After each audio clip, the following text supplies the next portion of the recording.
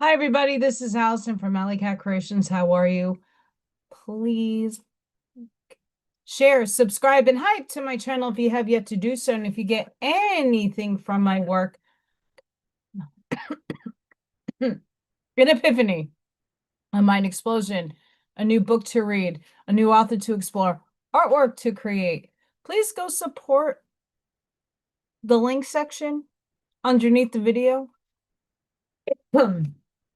I wasn't coughing all day, and then I hear the mowers.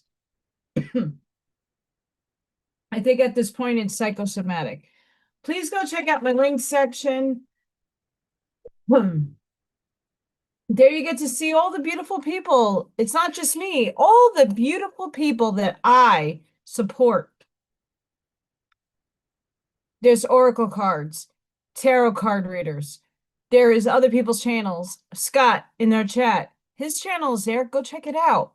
And make sure that you send some love over there to those people because we love them. I love them. And they support me. I support them. That's how it works. Hi. Hi. AllyKatCreations211.com is my portfolio. There you get to see all the cool stuff that I make. And if you're interested in purchasing anything, please email me. Commissions. I do lots of hyper-realistic drawings and all that fun stuff. Go check it out and I will get back to you as soon as possible. I have memberships, 3D and 4D. There you get special emojis, oracle card readings, special emojis. Come on, guys. Love the emojis. I have a raffle. We're going to talk about that. But you guys get free entries. 3D gets one, 4D gets two. 4D gets to work with me and give me little feedback on my coursework, which I am revamping. And we got a raffle for my birthday. My birthday is on Thursday. It's not solidified in stone, but this is going to be raffled off. And you get a chance to win this beautiful pyramid. And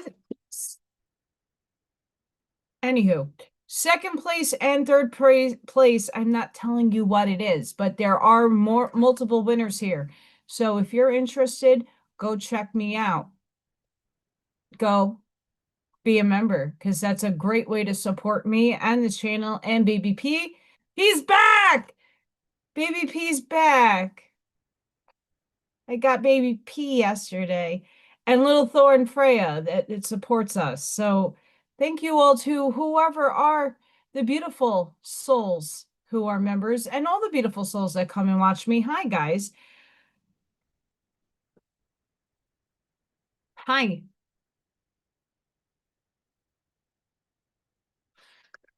This right here will be my third cup of coffee. Are you tired? Yes, I definitely am. So stay tuned. Stay tuned. I might have to change Friday Night Live and make it Thursday. Incarnation Anniversary Spectacular going live then to do the raffle. So I have a once in a lifetime opportunity.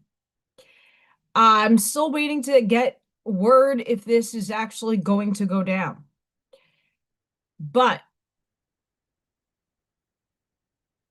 I'll tell you. An hour from here, we have a particle collider. It's at the Fermi Labs. And I might get a special private tour with a particle physicist. I'm so excited. Really freaking excited, and it could take place on Friday. I'm going to take off of work for that. There's no, and my Fridays at work are not that bad. So it wouldn't be a loss if I took a day off. I might have a chance to go to the Fermi Labs. not only do I get to go there, I mean, you could go there and be on their property because it is a park, so you can go there.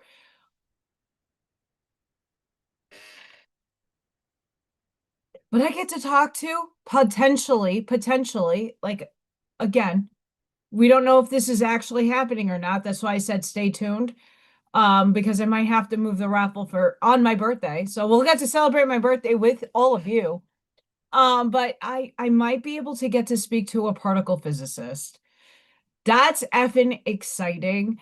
And I'm like jumping for joy. But that also means spiritually speaking, I might be able to transmute some of the energy that is going on there. Because we all know when particles collide, we got portals, we got rifts in things. And I might be it might be orchestrated that I help transmute some energy there. So really fucking excited for that.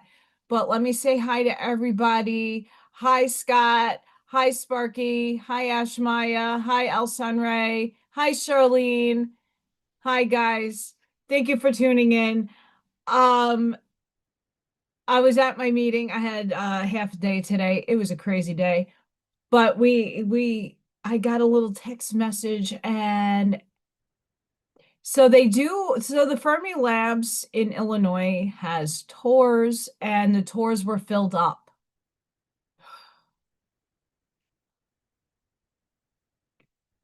Yes. Once I find out for sure, you'll see an announcement so that the raffle will still take place. Everything will, it just will be up, bumped up a day. And so we have a lot of weather coming in as well.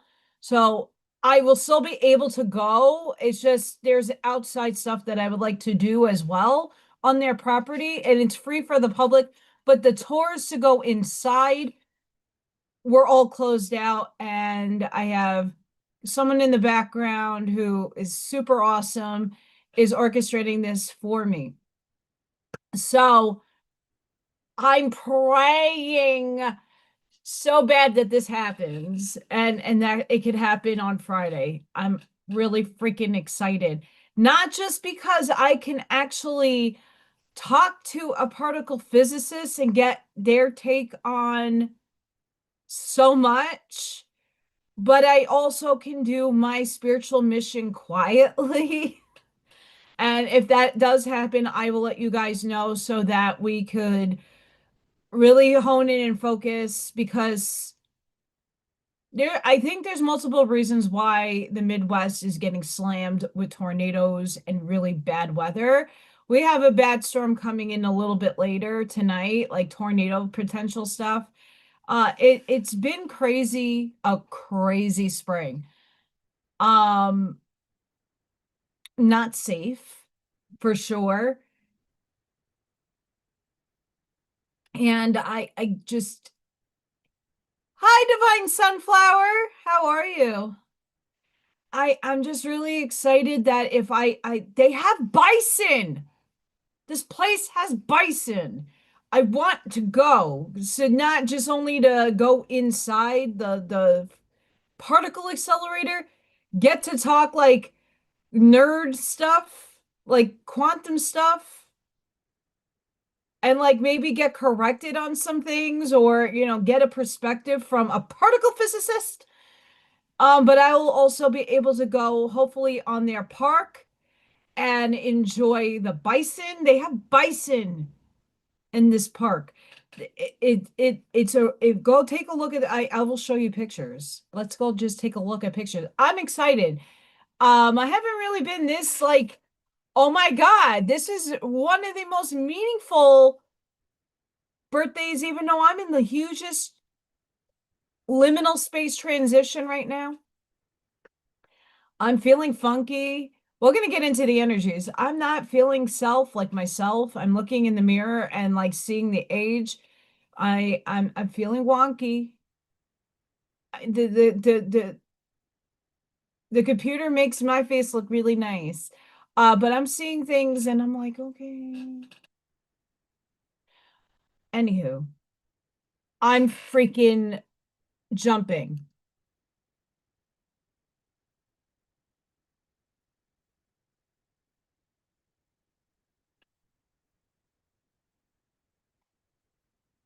Hang on.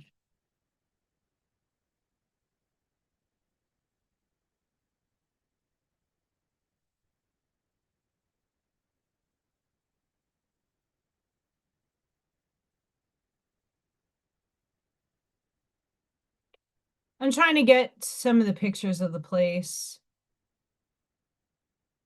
Okay. Um,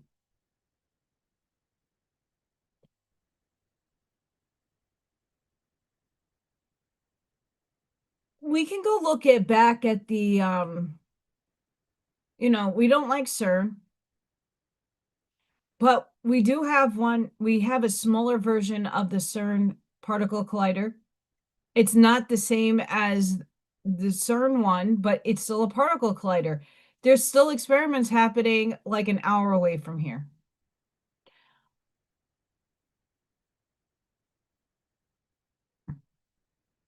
Still. Still. So this is the Fermi Lab. I was trying to get some pictures, and obviously, I want pictures. Pictures. This is the Fermi Lab.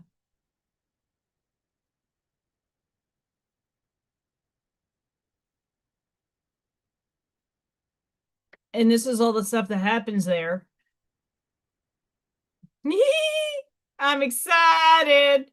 Super excited. Super, super excited. Okay, so, but this is the, okay, so this guy, I want a big picture. So this is where it is. It's a huge vastness. This is the lab itself, but obviously there's stuff going on underground. This is the acreage that it's on. It's like in the middle probably of nowhere in Illinois. There's a park here that have bison. Freaking exciting. And you can go on there for free. But there's a lot of cool stuff that I would like to ask this particular particle physicist and get their take on a couple of things. So I don't know how much I'm going to be able to ask. I don't know if this person's going to even be opening up to my conceptual questioning because I don't know the math and no. So we'll figure this out as it goes on, but I will let you guys know about the raffle and the live for Friday. I cannot skip out on having a free private tour and access to a particle physicist.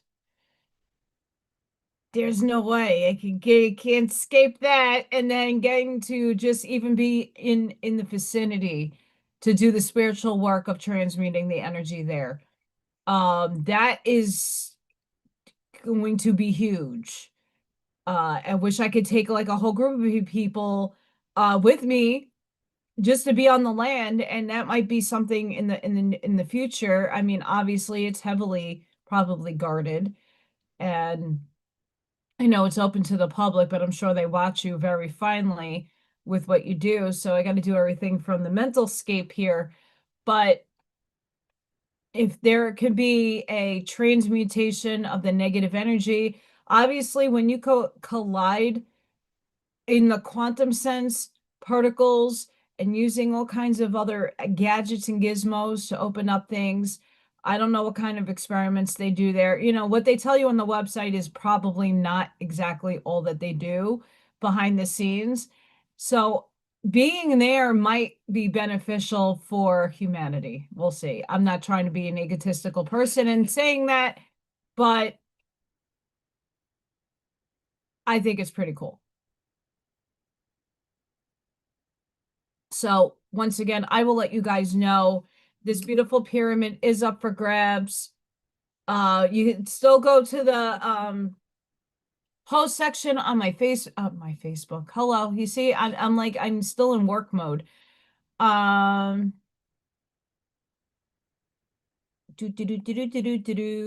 my brain shut off. So we can come here. Look, little Freya and baby P's back. Baby P is back. So you go to the post section here, and here's the pyramid, and here's all the ways you could enter the raffle if you're not a channel member, or if you are a channel member and you want more, chances to win, you can go there. So here's how that works. Once Wednesday night happens, Thursday morning happens. If I do get a chance to go to the Fermi Labs, I'll have it on Thursday on my birthday. I will make a list. I will assign everybody a number, and then we go to a random number generator. That's really fun, and the computer does the spinning. I don't do anything, so we all know it's not fixed, that there's no favoritism. The numbers could be assigned, you could get assigned any number, and the wheel will just pick the number, and that corresponding person and number gets to win. So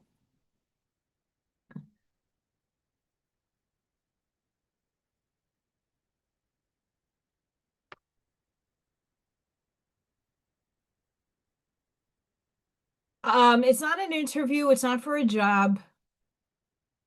For the sake of saying that someone that I know knows a friend there, and that person said that they would give me a tour privately if it all corresponds and works out, because obviously I did not want to have to take a day off of work, but I do have days saved up, and it's on a day that I only have one kid. There's other kids that come in the room, but they're manageable, so I would be able to take Friday. Fridays are my best day to take off. So I'm kind of excited. If it's able to happen on this Friday, I'm freaking stoked. Um, really exciting. And then I'm going axe throwing on Saturday. So excited. I haven't been so amped up for anniversary incarnation day forever. Usually it's just another day, and it's another day. Yay, it's me. Um, but this one seems to be over the top amazing. So I'm really excited. The energies have been bonky wonkies. I'm fried. So I know that Alexander Quinn put out a message about being extremely overly the top, excitedly exhausted. It hit me today. The tuning in my ear was all on and off all day. And for those of you who are like, well, Allison's in perimenopause, and that's a symptom of a bodily something. Yeah, sure, it could be, but guess what? I tap into myself, it isn't.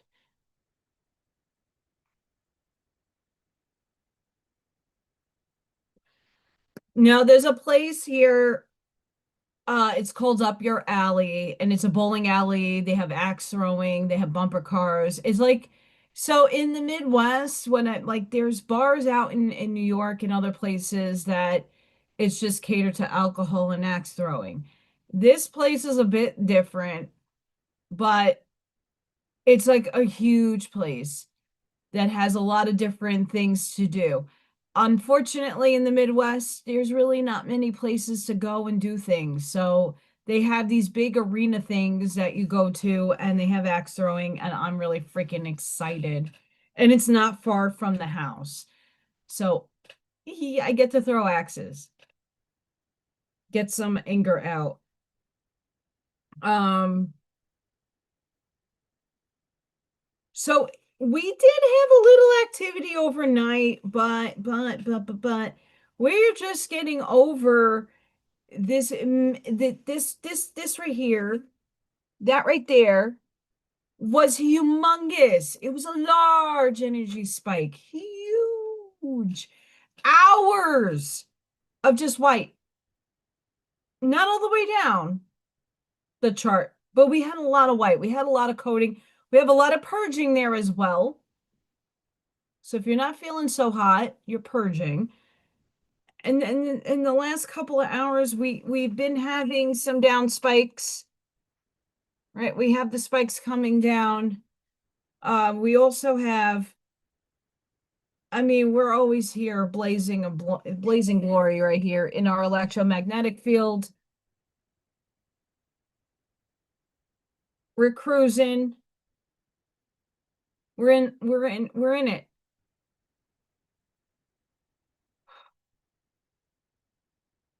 The electromagnetic field is also very high. There's a lot of red.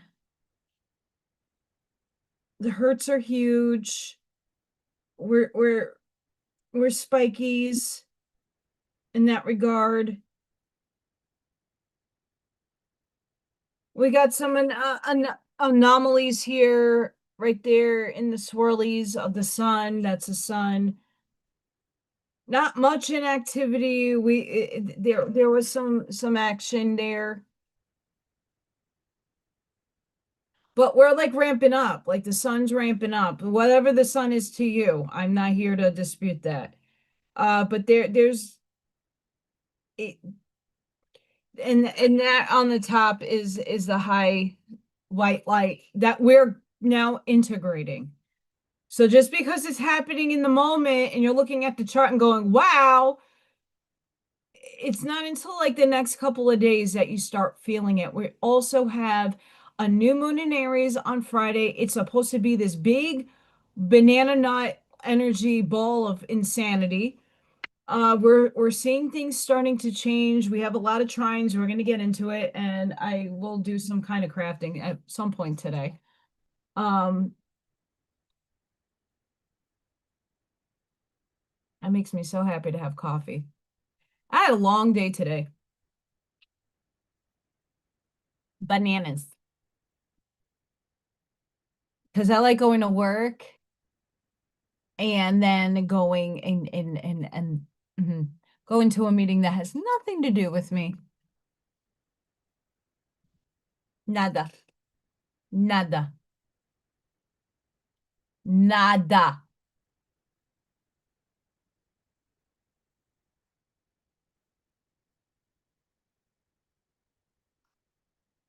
So this new moon, we're going to pull some cards a little later too. This new moon in Aries, it's an Aries stellium, by the way. An inevitable karmic reset begins. So this is not just in your personal life. This is like everything, the whole paradigm. Your soul is currently moving through a karmic reset that is accelerating your life more than force, more courage and deeper action than before. What has been delayed can no longer remain where it is. And what has been hidden begins to reveal itself through sudden truth, powerful attraction, synchronicities, and unmistakable signs of alignment.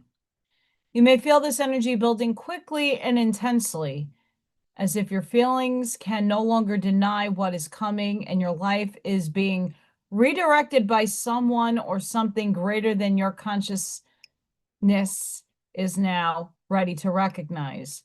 This is not a time of standing still. This is a time to move, choose, trust, and step toward what feels deeply real. What is truly aligned will begin drawing nearer with clarity and momentum, while what no longer belongs on your path will begin to lose its hold and drift away. It's going to decohere.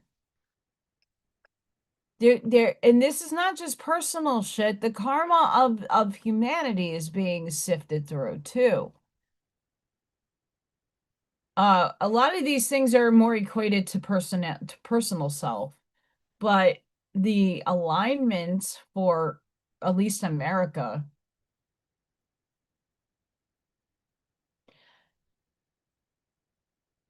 So what does that look like, putting action into motion? Thinking, what is my purpose? How do I want to go about it? And little incremental steps. You don't need to take a big giant leap. No one's asking you to do that, because where would you take the leap to? We're not Carlos Castaneda, and we're not jumping off the cliff into infinity. We're not there yet. We're all still in liminal space, meaning we're in the hallway, we're in the tunnel, going toward the light. We're not at the light yet. We didn't see our soul sisters and brothers yet. We're still walking through it.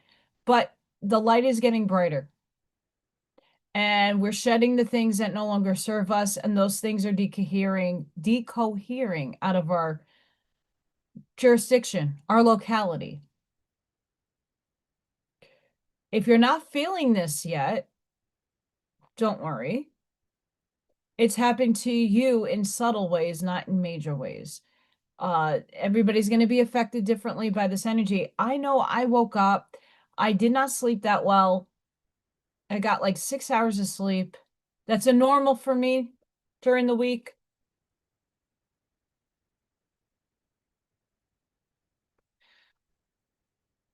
This one would like to sleep more than 7 hours. I feel very refreshed at 7, but we don't, pickers can't be choosers sometimes.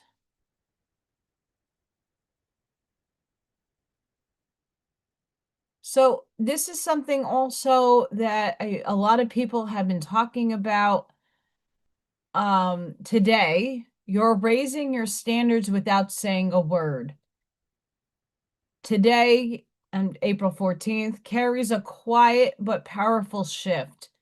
You may notice you're no longer as available as you used to be. Not in a dramatic way, but in a calm, almost effortless way. You're thinking twice before responding. You're pulling your energy back from things that don't feel mutual. You're becoming more selective with where you invest your time. This is what growth actually looks like. It's not loud. It's not confrontational. It's not about cutting everything off at once. It's about slowly realizing that not everything deserves access to you anymore. That your energy has value. That your attention is earned, not given automatically.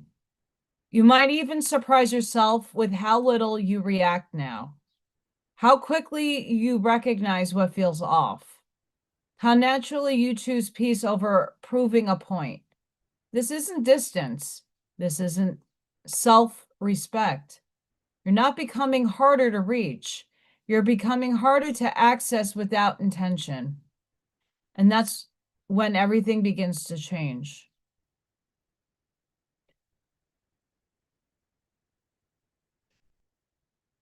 And I'm starting to like recognize this within myself. There's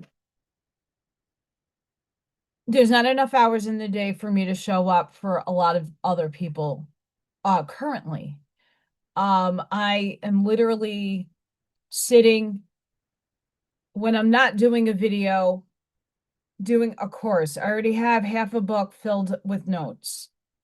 I'm trying to better my life so that I have more time to give to the right people and to invest in my time, my energy into what's worth it. When you figure yourself not, you're pouring your heart out in your life and you're not getting what you want back in results. It doesn't need to be big. It doesn't need to be ginormous. It just needs to be some sort of energy exchange. You're not getting it.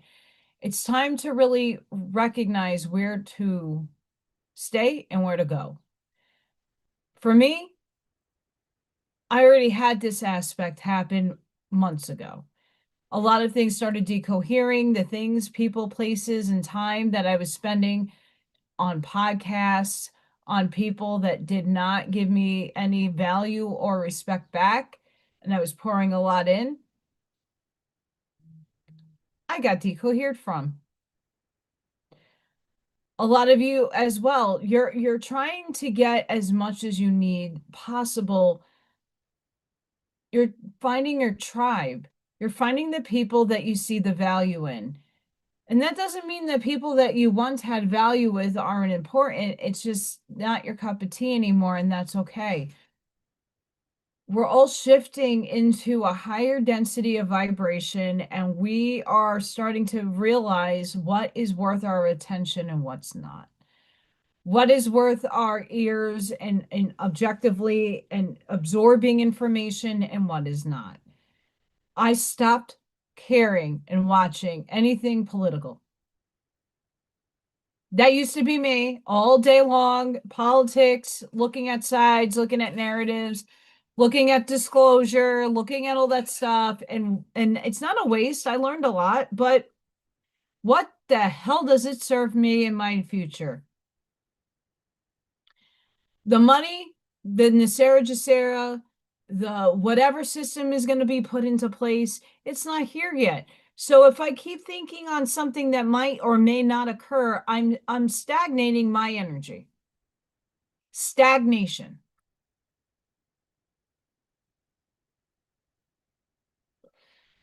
Instead of being present in the moment and going, well, what can I do in this moment to fix my situation and improve my life? I distract myself with politics, with what could or could not come, what perception of this or that to be interpreted. I stopped going there. It was a distraction. It was stagnating and causing static in my vibration. Why? Because I get hopium. I'd be like, oh wow, like I could definitely use a better credit score. I could definitely use like a couple of grand. I can definitely get here and do that. And I would love to get my teeth fixed. I can't afford that. I would love to get this done and that done. And but that stagnates your energy because obviously what you're being told is just another story. It's a narrative. You don't need to believe me. You don't need to accept that what I'm saying is right or wrong for you. That's okay. But things are going to play out the way they play out. There's nothing I'm going to be able to do about the collective needing to wake up to certain things. I'm already there. I'm past that, and I don't need to feed the loop anymore. I'm a bridge. Many of you are the same, and we're here to create a new world. There are other people that are here to bring justice to the world. There's other people here anchoring in the energy of light so that it's easier for me to do what I need to do. We all serve all of us serve a purpose. But we got to recognize when we're sitting in stagnant energy, when we need to forward think or be present in the moment and not give away our energy, our thinking, our will of intention to things that may or may not happen as a collective. Personally, you got to take the forward momentum. You got to put action into motion to get your results still. We're not instantly manifesting because if that was the case, this world would be littered in material possessions. And I don't know if Source intended that. You know, if you want to grow a garden, you have to sow the seeds. If you want to get an item or of something you need, you still have to go to work to obtain that stuff. We're still in 3D. We're not anywhere else. We're in 3D. So we have to be practical, and instant manifestation would be crazy right now because people would not know how to discipline themselves. Most of us are disciplined. We would like a little couple of trinkets and, you know, better our homes and whatever have you. But if you looked at the world at large right now, it would be littered. So we got to take that responsibility of understanding. I'm still seeing a lot of falsehoods on 5D. And when I say 5D, it's the idea that we're physical, the idea, I mean, and there is a paradigm that that is a thing. But everybody is like future focused to that and not doing the work to actually get to those steps, to actually get there. They just think that it's going to happen like that. And for some, it might. But for the most of us, we have to do the work. And it's not easy work, it's hard.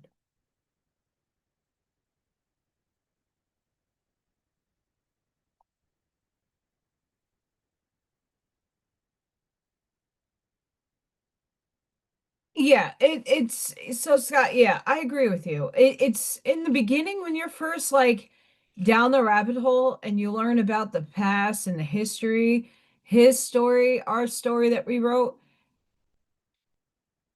For those of you who have clear sentience and you have the knowing, somewhere deep, you don't have all the info, but you have a knowing that you already have this knowledge somewhere deep in you that has not been revealed to you yet.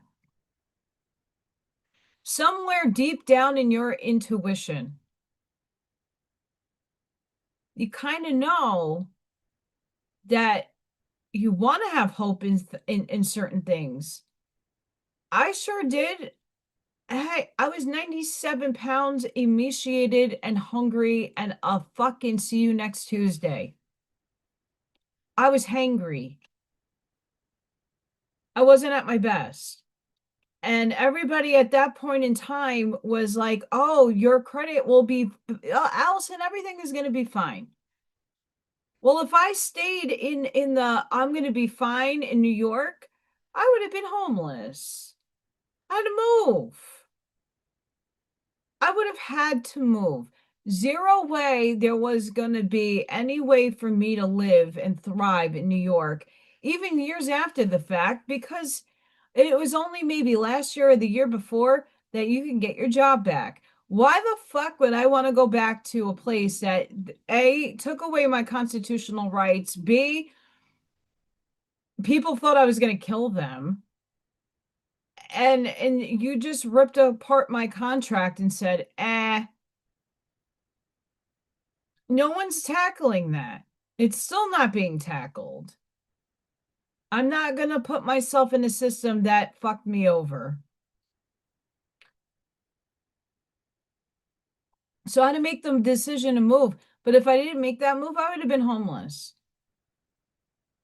I still had to put action into motion and have a causal effect to make better of my life. And that's this energy that we're being presented with right now. We'll have April 17th, 7 planets going forward with forward momentum. There's no retrogrades. We haven't seen this in our lifetime, supposedly. There's a lot of conjunctions and a lot of things. And of course, the astrology is also a narrative. But if you read into it in depth, it does affect you to some extent, your physicality.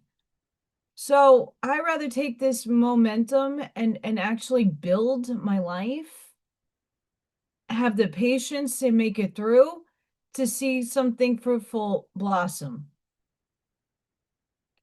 And that's this energy that's being presented to us right now. The clarity is coming. Those light in the Schumann resonance, that light coming down, you feeling super exhausted, is you just purging more of your other self, your old self. It's going by. It's most of it's already over there.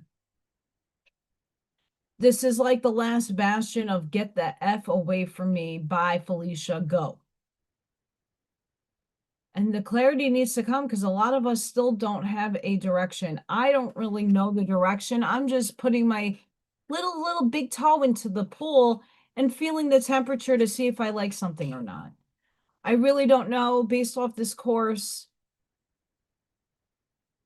I'm of course all the webinars and free workshops and stuff just to get more information so they can sell you a product, but just to know if it's something I like. Are all done during the day.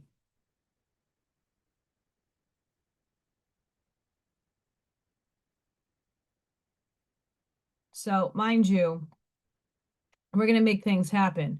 The cosmic transmission.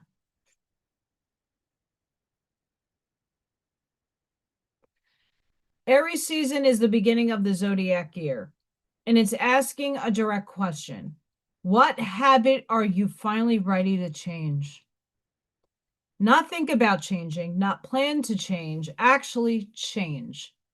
Most people formed their core habits by the time they were 16 or 17 years old. Without conscious effort, they just repeat those habits for the rest of their lives. The fire energy of the season is designed to break that pattern, but it requires you to initiate. Nobody can do this for you. Not your coach, not your partner, not your best friend. Only you can step into the action. Rising if you are ready.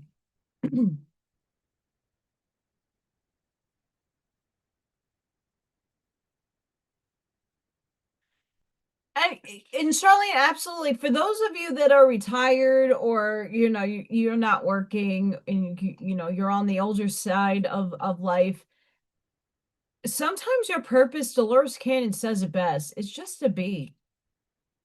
But be conscious of that. Know that you can wake up every day and anchor Gaia to you. Your frequency matters. It doesn't matter what stage of life you're at. I happen to be at the midlife crisis age. I need to pivot before I get any older because I'm in the early 40s. I should have my life established. It is not. But I don't compare myself to other people either. I'm not in competition with anybody. I never was. I went to art school and there were people like in competition with each other to outdo. And sure, healthy competition is great and motivates you. It gets that, burning passion out of you. Not for me. I competed in dance my whole life. My whole early life. I was in dance competitions at a young age. Come here, Freya. Come here. She's meowing like a lot. Come here. Come say hi to everybody. Freya. I'm like, what is that meowing noise? It's Freya. She's not, I don't know where she is. Come here. Come here. Where's my girl? She's coming. Come here. It's a Freya bomb. Here she comes. It's Freya with the sassy tail. Cute as can be. Hi, Mama. Why are you meowing?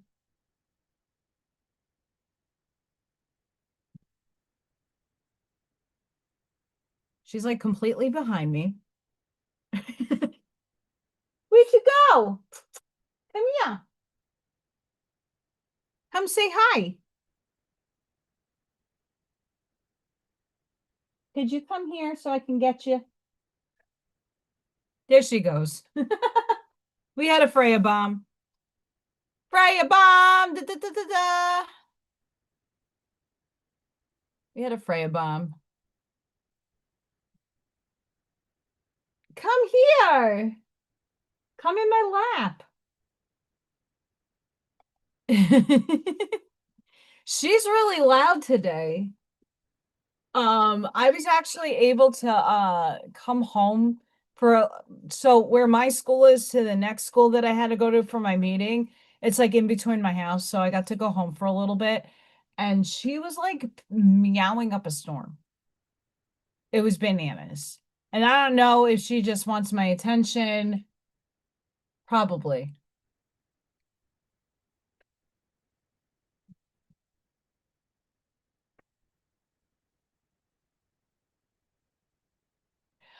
Charlene, I think that absolutely could be the case. And I've come across this earlier in my life when I worked at the Y and I was with a way older vernacular of women and men in like from 55 and older, and most of the older ones were in their 80s and 90s. And a lot of them said, for the first time, they felt alive. They felt like they actually mattered. They found their worth and they're running with it. And for being somebody that's just to be and be here and anchor your energy, that takes a lot of your energy and life force to do so. There's no mistaking that everybody holds importance on this planet. Everybody has a role. And the roles that we chose were because somewhere your higher self knew how much you can withstand and how much you needed to rest. And some of the people that are here are having resting lives. Many of you are probably in a resting life, meaning you just did life. You had your 9 to 5, you had your family. Now you're in the second stage of life and you're like, wait a second, I can live again? Not that you weren't living before, but now that you see you can exit the matrix,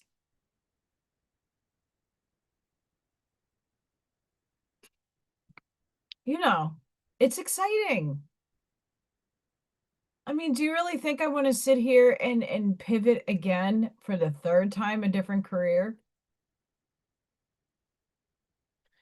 I had a lot, I'm not a master in any of it, but I did tattooing and Zumba. I was a Zumba instructor, lifeguarding, paraprofessional. I was a dancer. I'm an artist. I'm a lot of things, and I'm cool with that. But none of that stuff has ever equated into what we call 3D success. I've never made any kind of salary or income that sustained my life. And not to say I have a lifestyle like the rich and famous. Like I just like to be content. I want a roof over my head, I want to put food on my table, and I want to be able to here and there do nice things for myself. That is not anything out of the extraordinary difficult for an achievement in life, but it's always escaped me my whole life.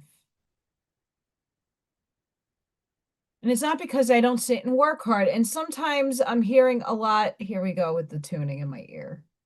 Um, the adage, well, you have to work smarter, not harder.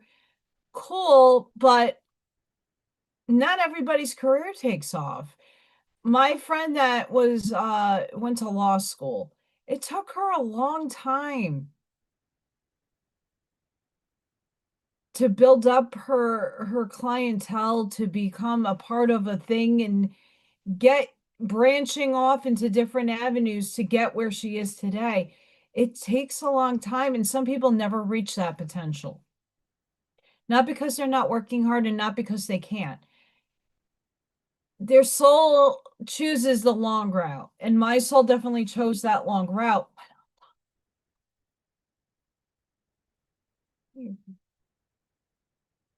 I love what I do. Like I said, I love being with these babies. I really love what I do. I'm good at what I do. But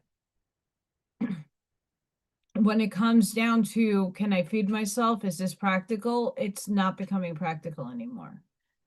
And in my region, my school system, I'm like one of the higher paid in the state. Even though it's not salaried, the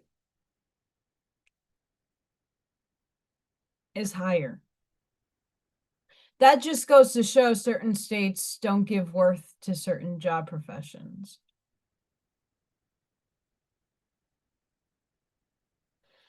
And a lot of us have come here to have unconventional lives and unconventionality to pave our own ways in this world. Now, uh, I went to art school. I got my degree in art. Am I a famous artist? No, I don't want to be famous. I want to give value to my work. I want to be able to, I'm not in competition. I don't sell my artwork like that, where I'm just making things to reproduce it because I want a million people to have it. I do the work for myself. What I do makes me happy. And if it makes you happy, that's great. You can purchase the stuff that I make, but I don't do it for anybody but myself. As selfish as that sounds, I'm not here to reproduce a Van Gogh. I'm not here to do what everybody else does to try to make a buck. I do it authentically. All my pyramids, unless you ask me, you want certain combinations of stones and you want this or that. Sure, I could do it, but I'm still putting my intentions into it. I'm still having fun with it. But most of the ones behind me, I just do to do them. I don't make it to commercialize my shit. I don't commercialize my shit. What will be commercialized is still my designs, but on things that I just can't put the money into, like t-shirts and canvas bags and other nonsensical things that I have to have a third party do for me. Because if I were to do all of that, that would take a couple of thousands of dollars to get the machinery, and then I would need to hire people to help me. And there might be slow months and then I'm screwed, right? For some stuff.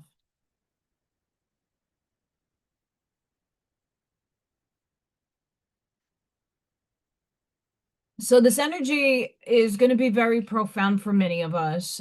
April's new moon in Aries will light our inner fire. Have you felt it yet? That sudden urge to start over? Yes. Speak up or finally go after something you've been putting off. That's not impulsive energy. That's a new moon in Aries lighting a fire you can't ignore. Or the fire under your ass. I'm just going to say it. There's something electric about the new moon in Aries. It doesn't ask for your 5-year plan, your backup option, or your perfectly calculated next step. It just asks one simple, slightly terrifying question. Are you ready to begin? Are you ready to begin? I'm beginning already. I'm taking a course. I'm not done with it yet, but I'm making strides every day to get a couple of modules done, or at least a few pages of notes every day.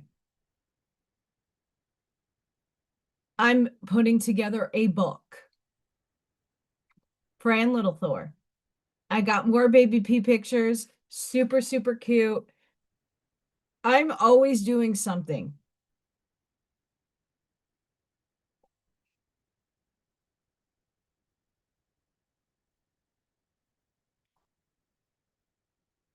Baby P! Doesn't that look like a Q? It's baby P going through a portal. Look how cute this is. Even though that does not look like Freya. It does not look like Freya. We're still playing with it. But it's baby P. Obviously, I have tried opening up the screen and the little guy once. So I have to keep the screen closed and not make too much noise, and literally he'll let me video him. Other instances, like if I open up the door, he kind of hesitates, and I don't need him to actually be playing possum.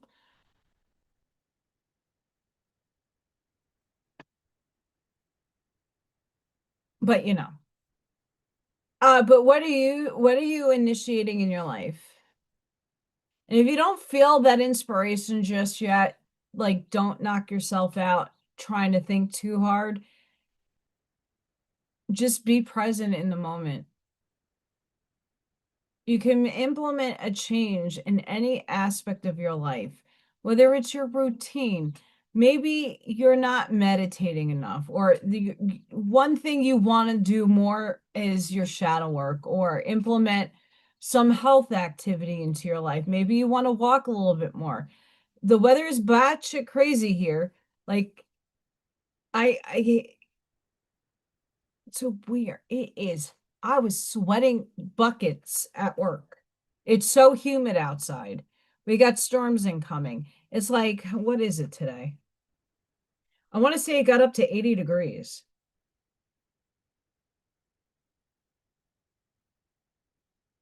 81. Right now it feels like 85. And it's humid. It's not the nice Florida. Where's the sun? No, this is fucking sweat weather. I don't like it. Mind you, it's really nice out. I need a lawnmower. I need to mow my lawn. That might be tomorrow's mission if it's not going to rain. But going out for a walk. This watch makes me make sure that I'm getting my steps in every day. I saw that Scott had snow this morning.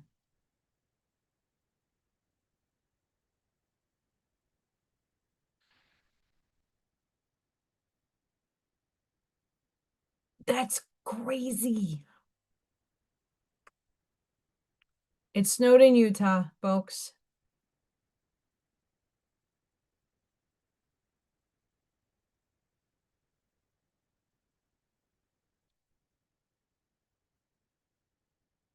That is super crazy.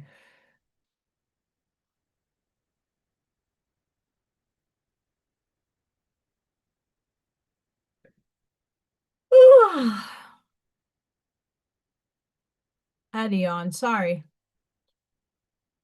The third coffee has to hit in at some point. Hi, Mel. How are you? So this is Source's message. This period of your life is forcing you to take on change. See, you asked for certain types of shifts, but on many occasions you didn't take the leap when you were given the opportunity. Some doubt, fear, or comfort stood in the way. Eventually, your energy began shoving you in the direction of your purpose. And that's when I say that the universe tries to kill me, literally. And that's been twice in my life. And that kind of sudden shift may be abrupt and requires adapting to, but it's all in alignment with the energy of the things you've been asking for. Take it. The life you want is over this way. So that could be a move in your life. That could be reassessing what you want in your life. Where do you want to be in your life in terms of locality? Maybe you're like, well, this place, I've been here for so long and I'm so used to it. But if I were to move, maybe to a state where I don't have all those property taxes, it's a little easier and slower pace of life. You know, some people might be thinking of that. Ask yourselves, where can you use some change in your life if you haven't been forced to change like the universe does to me? I definitely am feeling it with the insanity going on with my job. As much as I love it, I was already kind of done due to things I can't control. The insanity that goes on. Today I got hit, kicked, and pinched. Like, how much longer is my body going to be able to handling children that are very violent? I don't know. Um,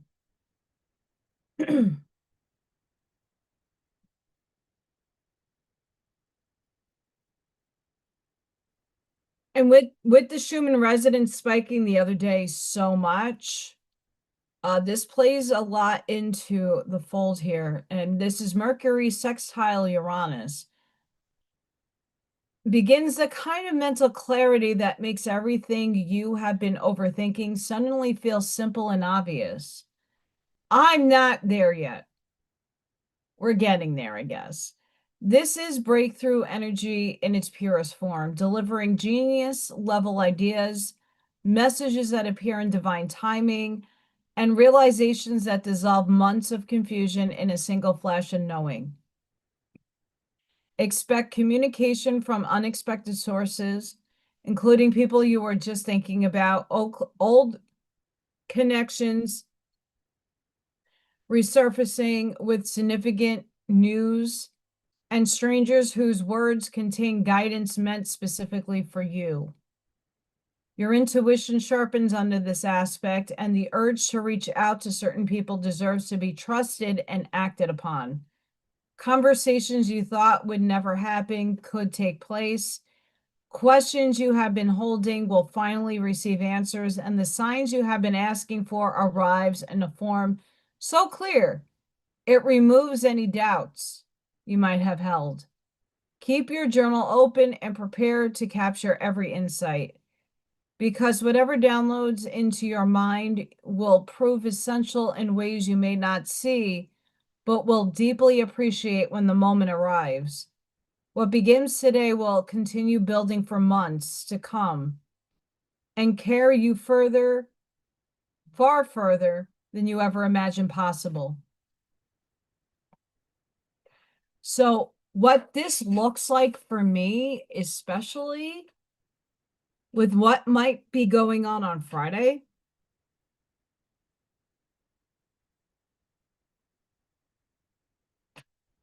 I might be able to talk to a particle physicist.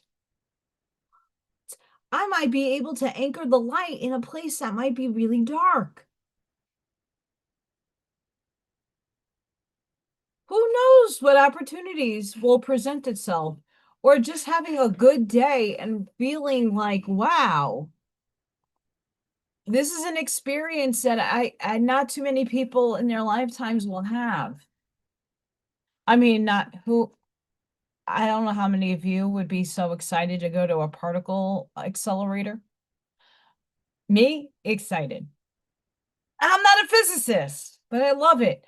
But really ask yourselves in this energy, what clarity could you use?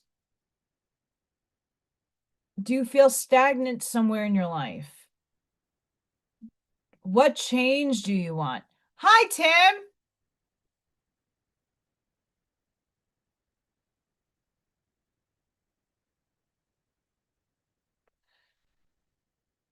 Ask yourself those questions. What do you want and how do you get there? And what changes do you need to make in order for those things to transpire?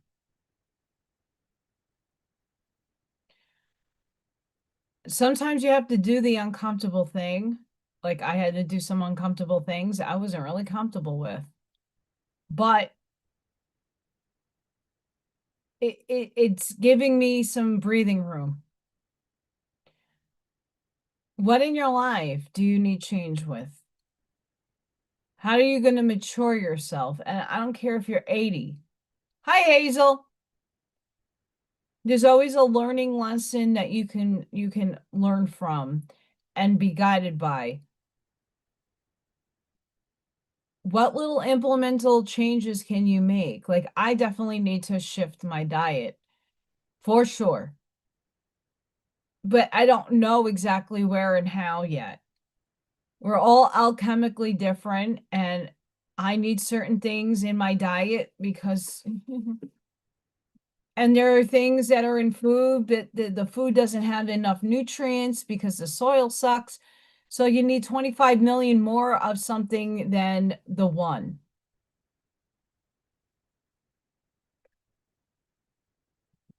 I read somewhere, I don't remember where, I wish I can remember, and this was a while ago, that one orange, you ate an orange in 1950. It gave you the nutrients that you needed for the day. In today's standards, that same orange, you need 6 to 7 oranges to get the same nutrients that the orange in 1950 gave you.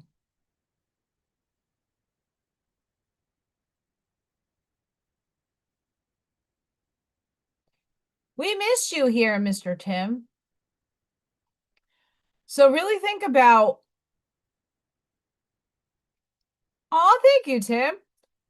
Really honestly think about, why we have to have supplements and why the holistic community. Someone actually at work the other day was like, do you know about this oregano oil and the black seed oil? I'm like, I've been doing that thing, but I do 2 separate brands. They're like, oh, if you take this one.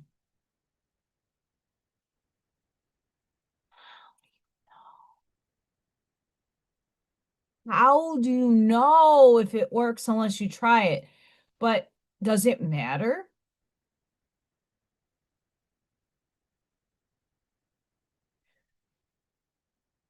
I've been taking castor oil. It works for certain things, but not for everything. We all work differently. Our chemical body, the electric impulses that we get, all of it works differently. So what works for somebody might not work for you. You got to go and tap into yourself to know what works for you. But if we've noticed a lot, I'm the supplement queen. I don't want to be that. I would rather get my shit from the food I eat. But that's not a reality right now. That's a big thing that needs changing in this world.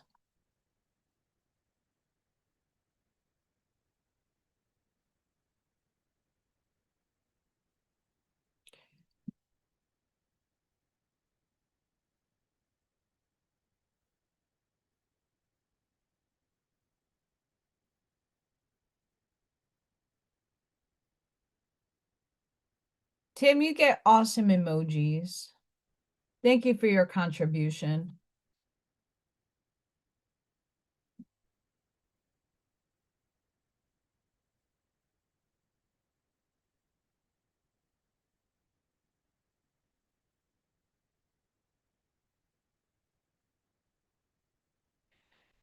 Yeah, I mean, I use things when I'm called to. I'll use protocols that people have given me when I'm called to do it. But I tap into my intuition a lot more than others. Somebody at work was like, "Oh, I remember you telling me about black seed oil." I was like, "Yeah, I've been on it." But I also go off of it because my body needs to recoup. When you're on and I mean, it's anti-parasitic, antifungal, and entertainment purposes only YouTube. Just opinion here. Um, it might not work for every little buggy in your body, and it might not do what you need it to do. It depends on your body, alchemically.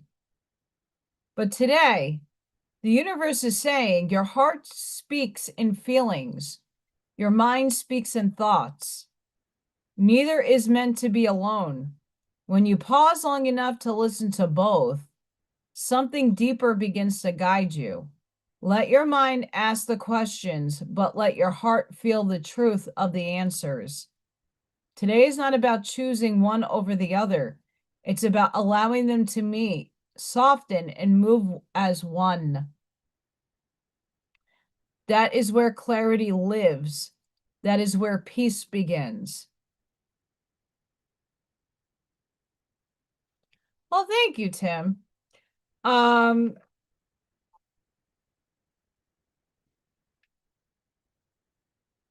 I'm online a lot, and the only reason for that is getting myself out there, spreading the love, spreading wisdom.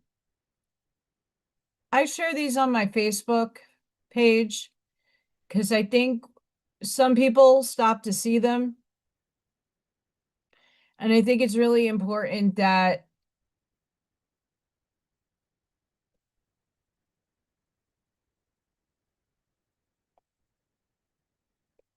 you know, I used to be on probiotics and then it messed up in other areas in my body. Not to say they're bad. Once again, just like pharmakia, you have to be careful with what you're putting in your body and when and how much. On the holistic front, long time ago, I stumbled upon the medical medium, and he made a lot of effing sense to me. But what lacked in a lot of his books were how much of something to take and what overdoing things can do.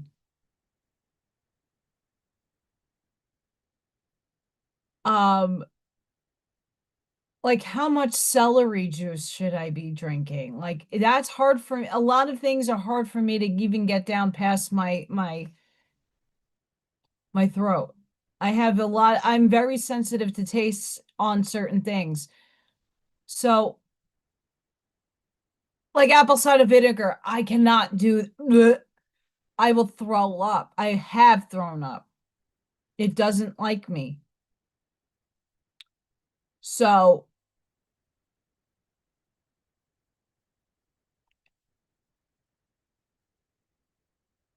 but like pharmakia, the holistic community, is it tested? Is it really going through rigor? We don't. I can make a present. I can have AI make a presentation in 2 seconds and make myself super fucking credible. But am I? And that's just something for you guys to ponder. I'm not saying I'm an authentic person, and that's why I don't pitch product, because how do I really know what I'm getting? Anybody can give you a delivery, a marketing line, and somatically, you're going to feel great because you believe that this drink, this pill, this potion is going to heal you or make you feel better. But in that's your mind working its tricks on you.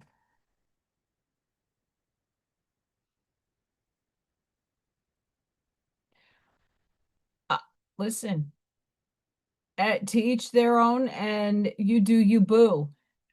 But I've been noticing a lot of trends happening and a lot of people going, well, this worked.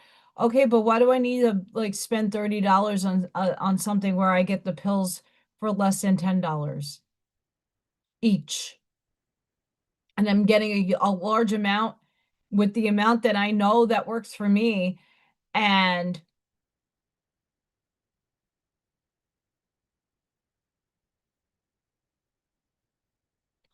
hi, Mars. That's right, Scott. Deliverance in what kind of way? The religious deliverance? Like something being delivered, undone? Not necessarily. I mean, if we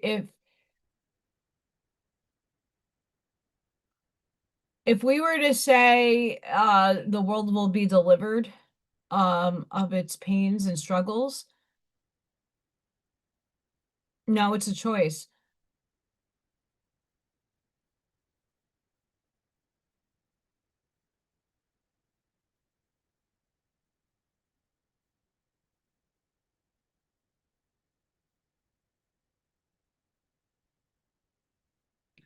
No, because I believe the evil is created from us and that we have to do that for our own selves. Like I cannot stop a person up the block that has a gun pulled to my head, and no, that has not happened here. But I've had a bullet go through my house. So that's a reality that I live with every day. Um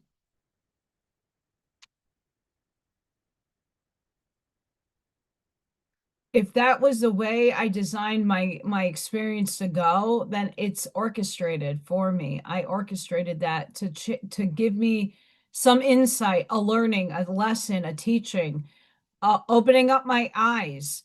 There's always a reason for things occurring, in my estimation, in my depiction of reality. Um, we orchestrate everything, in my estimation, including our experiences of what we deem in duality good or evil. It's just a matter of perception of what you consider evil and what you consider a lesson. I don't I see beyond the third dimensional evil being delivered from me. Sure, can you go to an exorcist and start praying and getting more back into your belief? And that priest exorcises something out of you? Sure, there's evil influences all over. It's how much are you feeding them the energy to attack you or to attach to you is another standard.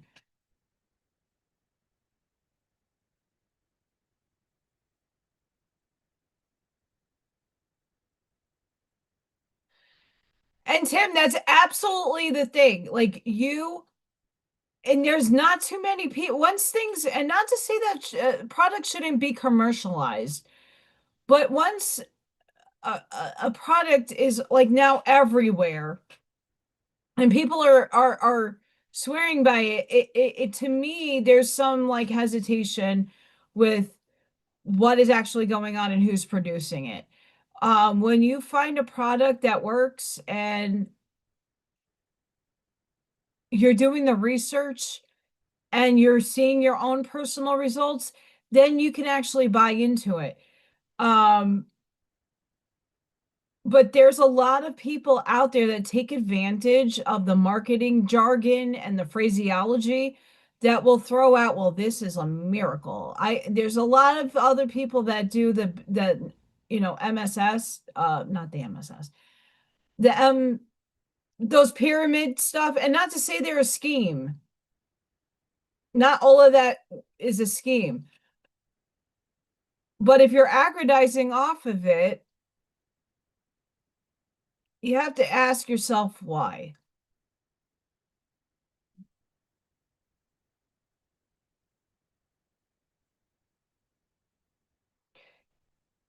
Maybe. Yeah, it does take diligence and research, but it takes a person with true intention. Obviously, people need to live. People need to want to heal themselves and to keep on their journey. But there are people out there more times than not that are not authentic about what they're putting out there. And the holistic field has been unfortunately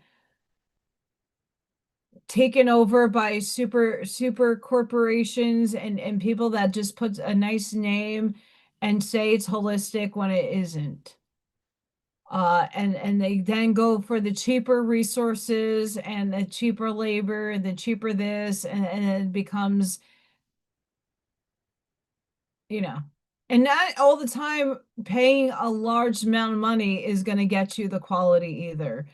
There's a middle ground, and I don't think it has been found yet. The evil is created by us. We put thoughts in our field of the quantum field, and they are either negative polarized or positively polarized. And we've been put into a paradigm where we go towards the negative things first instead of the positive.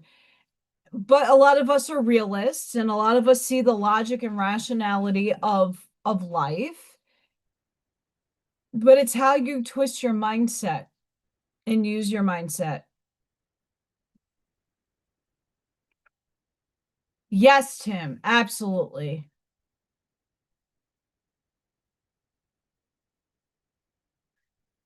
I did not know this, so I'm sharing this Allison's knowledge and not knowing on you. Today is World Quantum Day. That would have been cool if it landed on my birthday. But regardless, today is World Quantum Day. So happy World Quantum Day to all of you, you quantum computers and beautiful subatomic particles whizzing in space-time.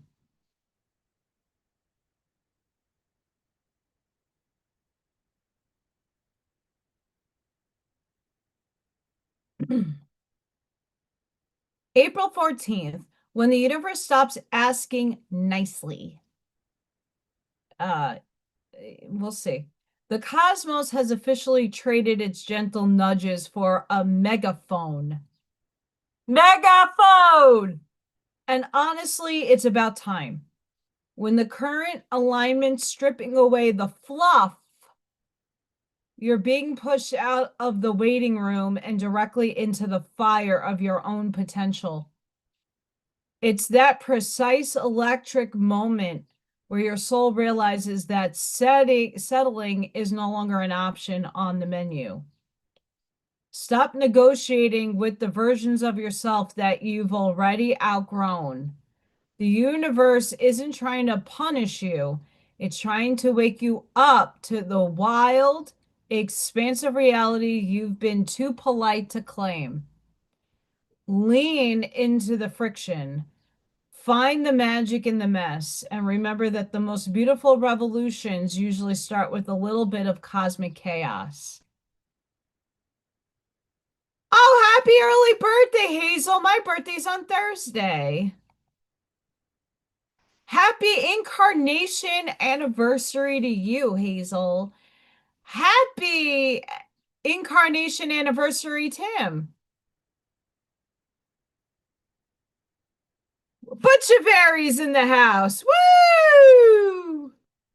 Happy early birthday, guys. You guys get to share it with me. Yay! My vending event, I love going to the vending events because I get to meet and see people, but I did not do that well at all. I did not sell much. 2 candles, a heart business card holder, a necklace,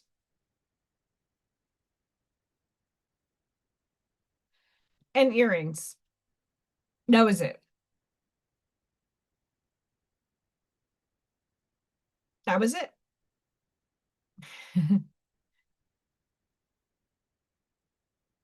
So we're going to do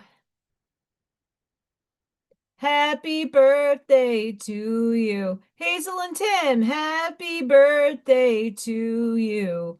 Happy birthday to you. Happy birthday. Happy birthday, friends. Early birthdays. How exciting. We got a lot of Aries in the house. I'm an Aries. So also, while a lot of you are on, hi, Debbie. How are you? My Friday night live. I'm not getting a confirmation just yet. I might tonight. Might be moved to my incarnation anniversary, which is Thursday. So the raffle might be held on Thursday. So Friday Night Live might be moved to Thursday. Why? I might have a once in a lifetime opportunity to get to meet a particle physicist and get to actually go on a private tour at the Fermi Labs. I'm fucking amped. I never been so excited for anything. Like, this is big. Big. Big. I get to talk nerd to other nerds. It's going to be great. And to see all the freaking amazing in action and then actually transmute the energy that's there. What?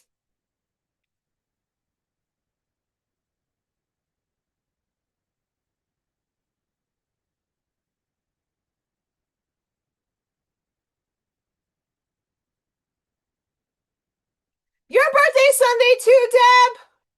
Happy birthday. Oh my goodness. Oh my goodness. Happy birthday. Happy incarnation anniversaries to all of you. Thank you for being a pilgrim here on this planet. It's exciting. For my birthday, I will probably be here live with all of you. Just stay tuned to the information. We have a raffle incoming, so all my channel members, 3D gets 1 free entry, 4D gets 2 free entries, and it's really exciting. I'm going axe throwing on Saturday. This girl's celebrating. I'll be 43. And I'm feeling it. I'm feeling a different change in myself. I'm looking at myself a little differently. I don't know if I like it. It's confusing. I don't know. But I'm just going with the flow right now.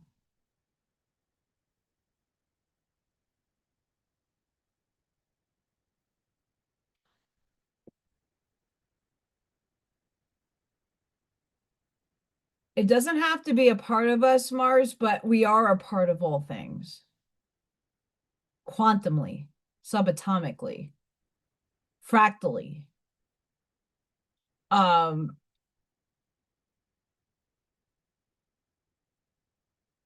I have a shadow self. I have the see you next Tuesday, head bitch in charge aspect of myself that I had to embrace. Not an easy aspect to embrace. It's not easy. But I know she's there and she comes out to play every once in a while. Putting up boundaries will cause that. You got to balance both. You have to come into a balance. Hi, Walter. How are you? So how many of you are remembering your crazy ass dreams? Because I am.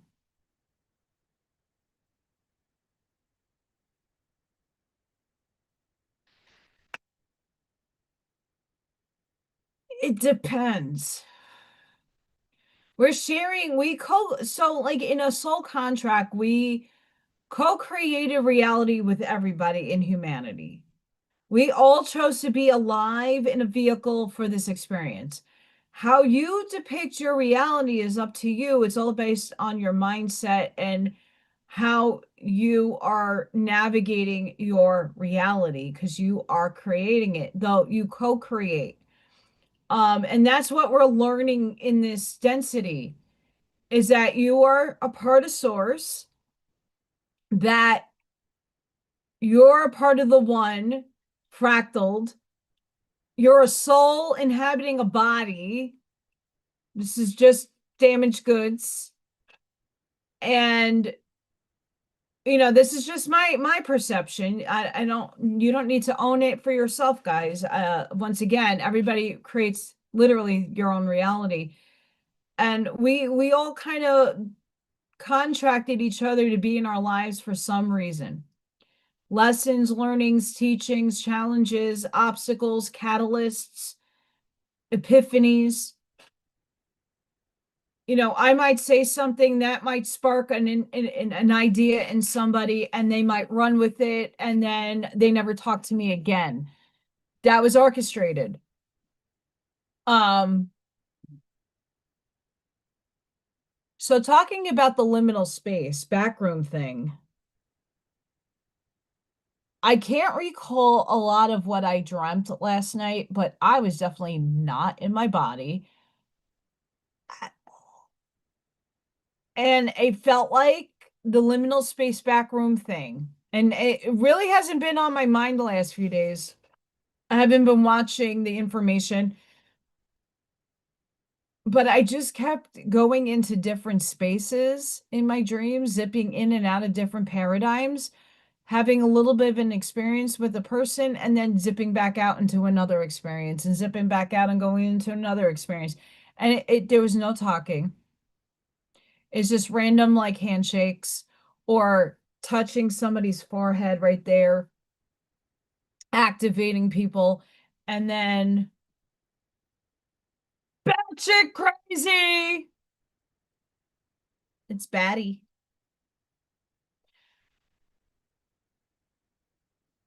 I woke up a few times.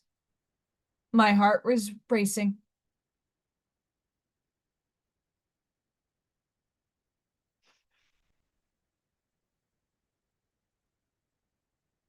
Let me see if I can pull it up.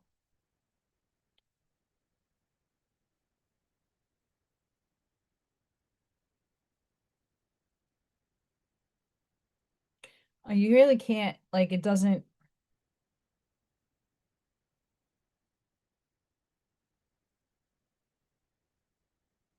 So right there was when I started REM sleep.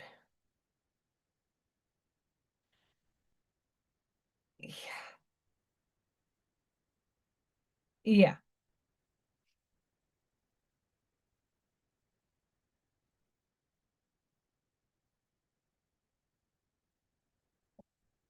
Yeah, that's been, let me chicken. Chicken! Buck buck! We had a Freya bomb. Freya came to say hi. Some of you missed it, but Freya came in to say hi with her little cute chunky self. That's better. Chicken dinner winner, chicken winner, dinner. Crazy dreams. I don't really ever remember my dreams, but I remember being in a red room. Then I remember being at the beach. Some future modernistic, like, architectural design house. Like, you see these things on the internet. Like, I was in one of them sitting on a bench. Um, just in these places, the liminal spaces that doesn't really serve, it's like a backdrop. And then it kept going on and off all night. It was bananas. There was no talking though. It was just like shaking hands, hands on the forehead, hands on shoulders, as if we were telepathically talking, but I didn't receive any telepathic information. It was weird. Very weird dreams last night. On and off. A lot of that woke me up and then went back to sleep, went right back into the same liminal space, because we are technically still in the in-between. We're in the hallway, we're going to the light, and we haven't made it to the light yet to get to the other side. But we're walking there and we're getting there, and there's some side rooms that we're exploring, and there's side quests and ventures. And a lot of this is all preparation for what's coming. I don't know what that looks like.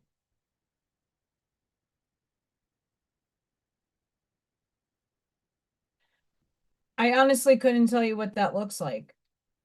What I can honestly say to you all is,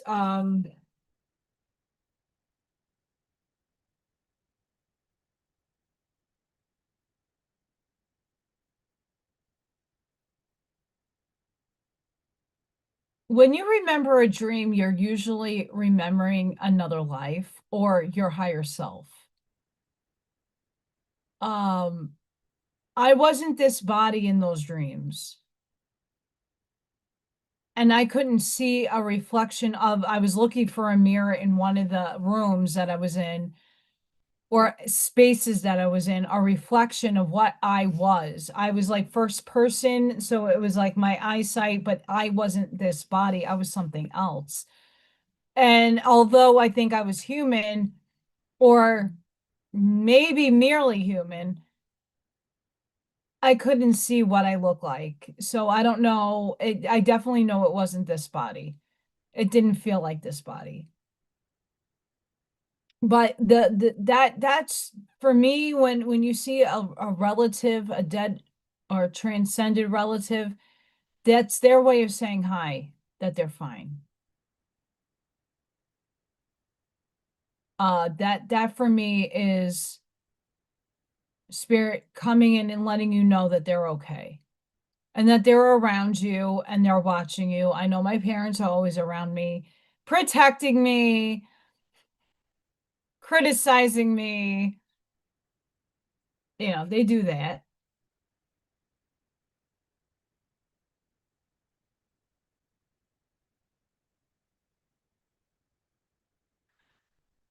That could work. Um, I'm aware of my light body. I've shown that in as many instances that I'm aware of it, and I get snapshots, and I'm aware of my multidimensional selves. I just don't know which one I was in. Um, I couldn't see my body or form. I just knew it wasn't this. I was way taller because of just a reference point, sitting in a chair. And you know, when I'm in a dream and I'm like seeing what's around me, I'm like taking mental notes. Okay, like I'm in a room. What am I doing here? Why is it red? I ask all those questions to myself and then I wake my ass up because it's too much. Um, but when I'm intervening with other beings, I had the awareness I was a lot taller. So I don't know if I was male, female, alien, light being, I don't know. Because when I'm touching head and like and that stuff is happening, it I could feel that I'm doing it, but I can't see that I'm doing it. I know it's weird to explain.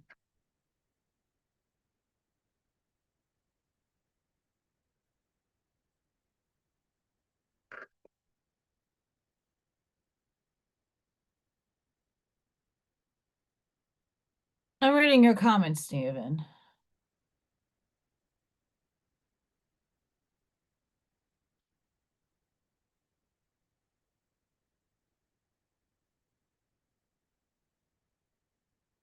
I mean, that's how your brain is equating your circumstances.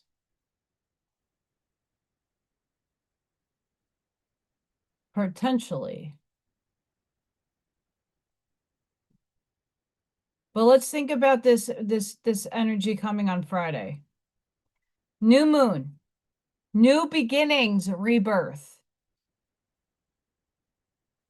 If you have not been feeling this energy, tap it in. Tap in the hole. Tap it. Sacral chakra healing and activation. Phoenix rising. Karmic connection. Energetic reset. Unexpected opportunities. Assistance and blessings. Let go so it can find its best way back to you. The more you try to control, the further you push it away.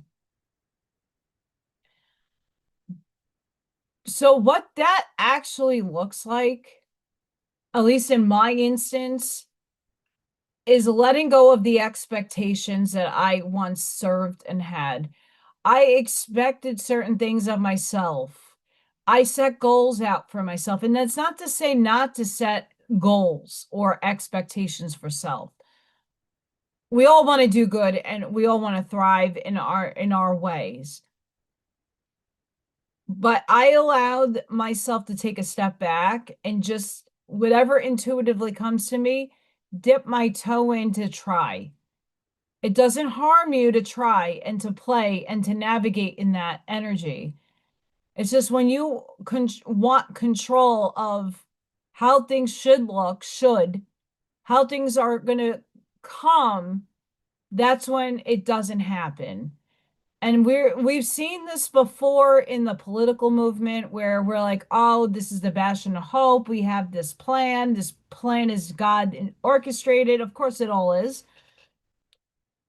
But things after 10 years, just about, maybe longer, has it really happened? So you got to let it go, and maybe it will come.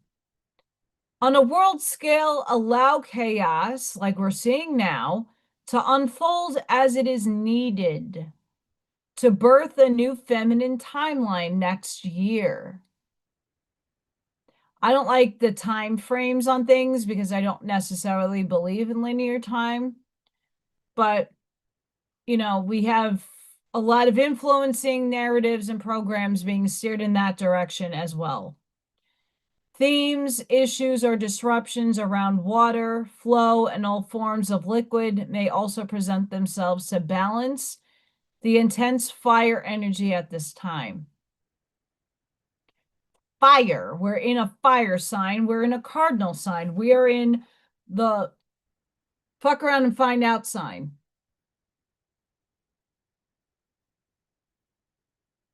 To all my Aries almost birthday babies, you know.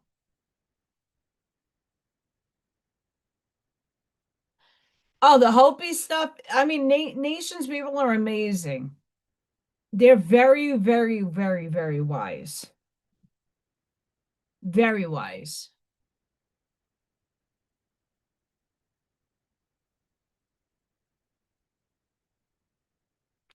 That's okay though, because if you watch the quantum unlocking, and there's some other quantum, there's a lot of YouTube videos that will help you set that in mind. It's not about the hope so much. And I'm not trying to negate your feelings. It's you're recalibrating. So a lot of the things that you're going through right now that you're feeling, you're recalibrating your frequency. And I've been through this myself. If I didn't go and get that loan on my house, that investment, I would be fucked. I did not make enough money in the last 3 checks to pay bills. And just to be perfectly honest, um, I got to be really, really careful with what I have, and it's not a lot. Um,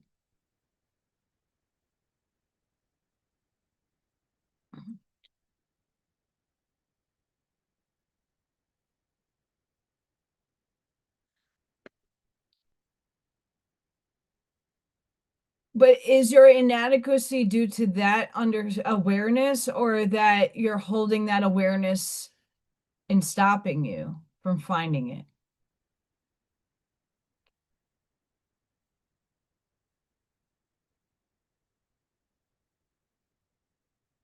Just because I have other beings that run their experience through me doesn't mean that I lost my sense of self. To find your self-worth and your adequacy in your life, you got to do that as a personality, as self in this body, not something external that, I mean, obviously it's external in thought, it's energy. You got to work with the energy. Hi, Arnie. How are you?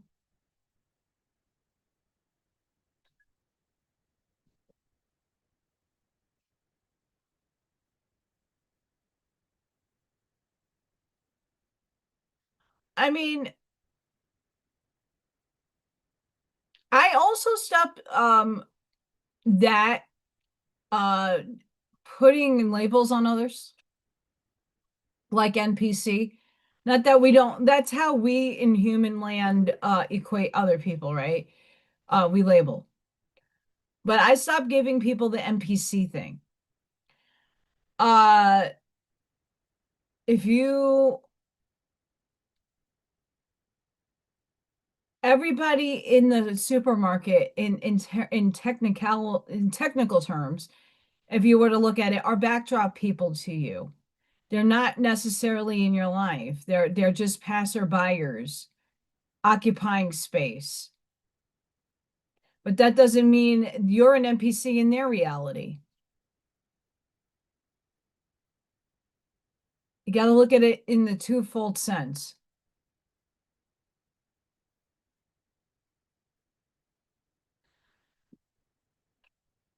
Well, if you look at the word manifestation in the third dimension, and that equates to lack. Because when we want to manifest something, it shows us that we don't have it. If we look at superposition and collapsing a wave function, you already have it in a higher dimension. You're just bringing it into materiality. You have it already. You have to align your willpower in that manifestation. But I don't really even say manifesting anymore because it's from a lack mindset. Manifesting means you don't have it. That's lack mentality. That's not, you would want to think it's a good thing to want to manifest and bring better for yourself, but you already have it. There's a you out there that has it.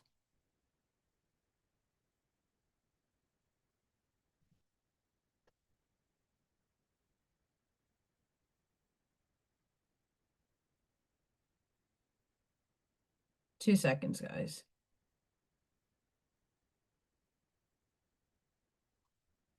Wow, Tim, thank you for that. That's unexpected.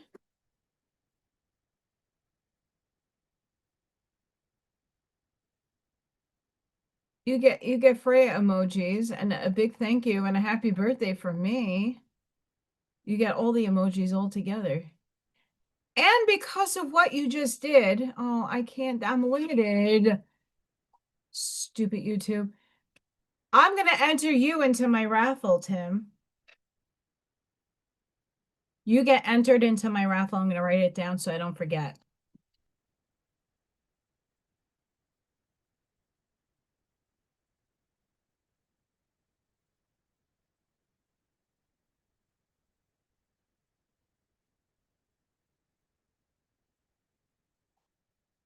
I'm making my notes.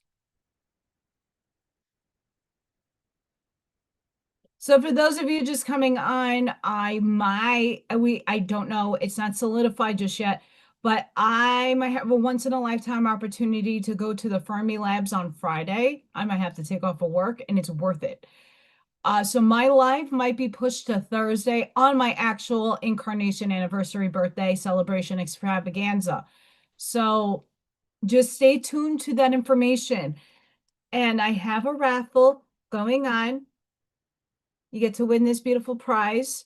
But I also have a second and third place, which I am not telling you. Huh, that's a mystery.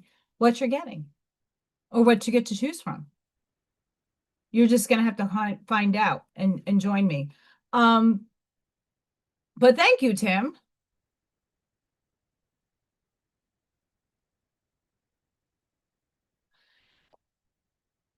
Mars, I don't know how you did it, but you definitely I started writing questions out. Again, I don't know. This is not this is a friend of a friend. So I don't know what this person is like, but I'm gonna write down that as a question to ask. Thank you, Arnie. Yeah, I might be live on my birthday. We'll see. And I don't like to change Friday Night Lives, but if I'm going to the Fermi Labs on Friday, I'm going. And I'm going to see Bison. I'm going to make sure I get a picture with one if I'm allowed to. And I don't know if I'm allowed to take pictures inside, but OMG, I'm going to take it from the outside. I'm super pumped. The little child in me is like fucking giddy. Giddy. Giddy. Like so excited. I the little child in me is like screaming in joy. But that's also my spiritual purpose. If this is all meant to be orchestrated in such a way, I can transmit the energy while I'm there. Because particle colliders, whether they're low scale, upscale, protons, whatever's going on there is causing reality shifts, whether it be CERN or Fermilabs. And I don't think a lot of these people that are running this equipment understand on the invisible scale what they're doing.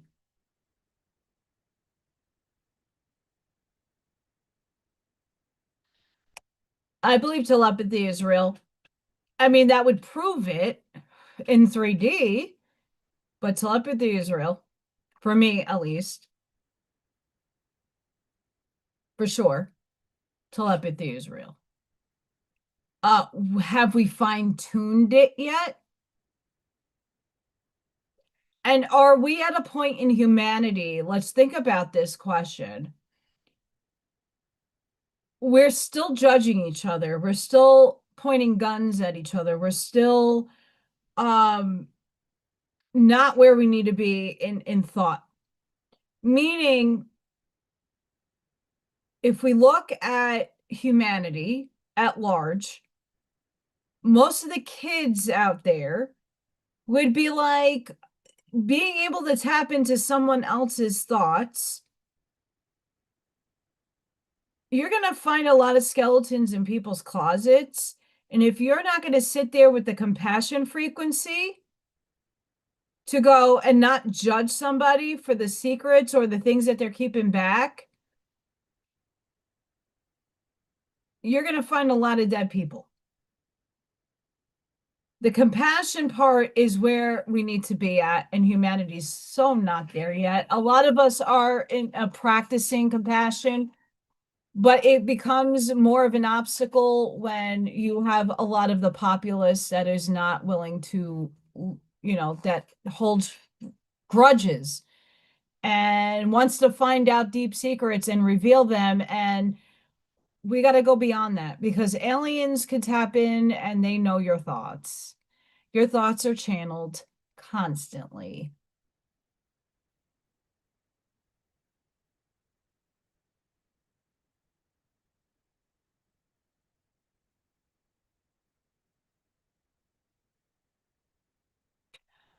No, and that's the thing, Arnie. That's where the impasse is going to happen. I think that too many people are still in a judgmental state, not willing to look past surface level things that people hold in, and we do, and we should still be able to have our private thoughts and our thought thinkings. Like walking by somebody and go, "Oh, why would you dress like that?" Like dress more appropriately for your body. And we make all those assessments in our head as we're going through, and sometimes subconsciously. I don't believe that. I think the test with telepathy will be sending a thought out and someone receiving it, and being able to tap in and talk to somebody through the mind.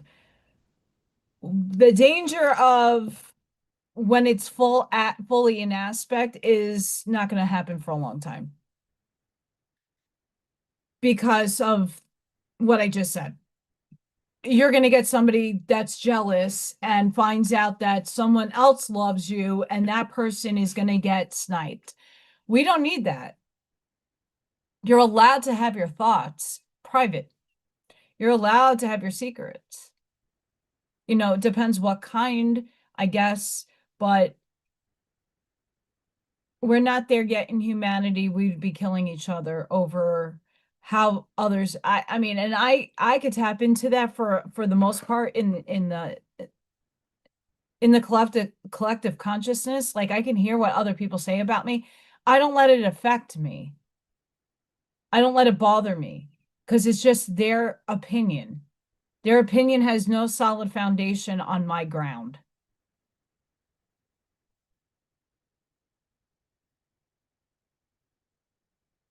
And and sure, Marge, there are plenty of people that are compulsory and sometimes put their foots in their mouths after they said something, and didn't realize the context that they put it in, or the feeling that they had. Maybe they had a bad day and they're just taking their day out on somebody unbeknownst to them. They didn't realize what they were saying or doing harmed another person. They were just venting and verbally spewing. It happens. And it's up to us to refine those things inside of ourselves. And this is the purge. This is why we're refining, we're recalibrating, we're purging, we're refining, we're recalibrating. It's a process. We're shedding the old and becoming the new, but this is a process. And it's not just intercellularly in our mitochondria DNA that things are sprouting and becoming. This is also maturing your sense of self. This is looking at the world in a different view than you have ever had. And we're not all there yet.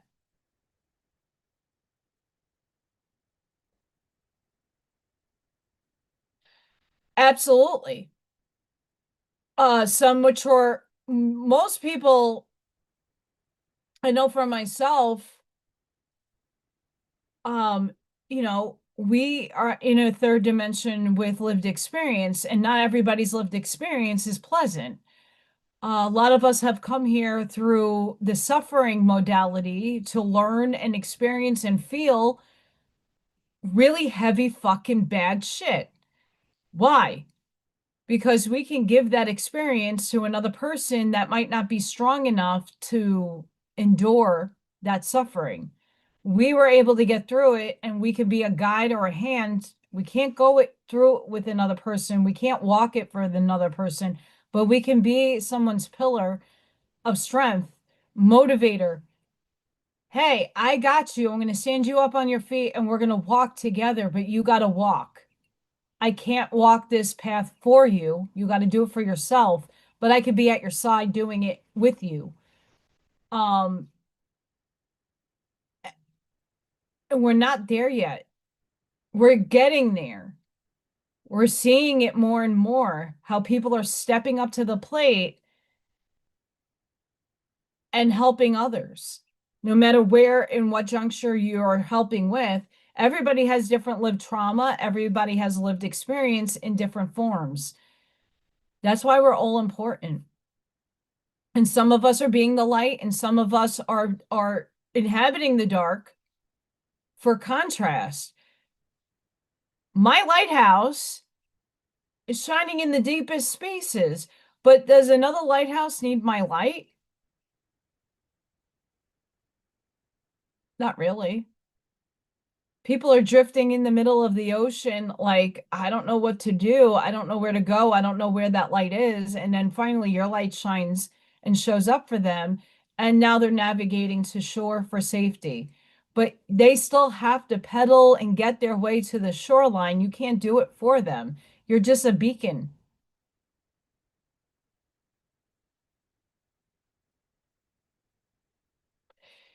So actually, the other day I don't remember what video I said it in, but people like you that are Mars, that's your purpose. Some of us are the bridges.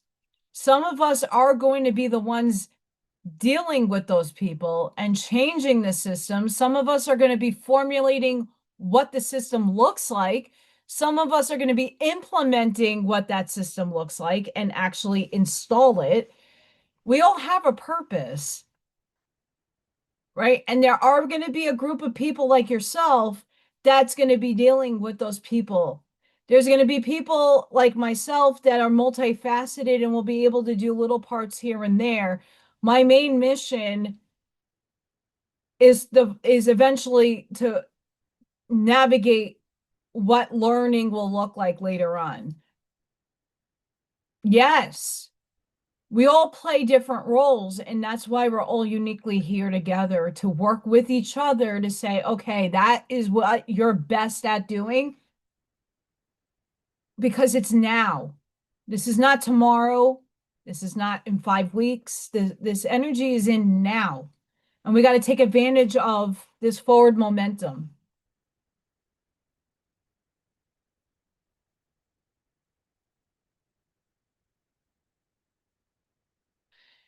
Yes.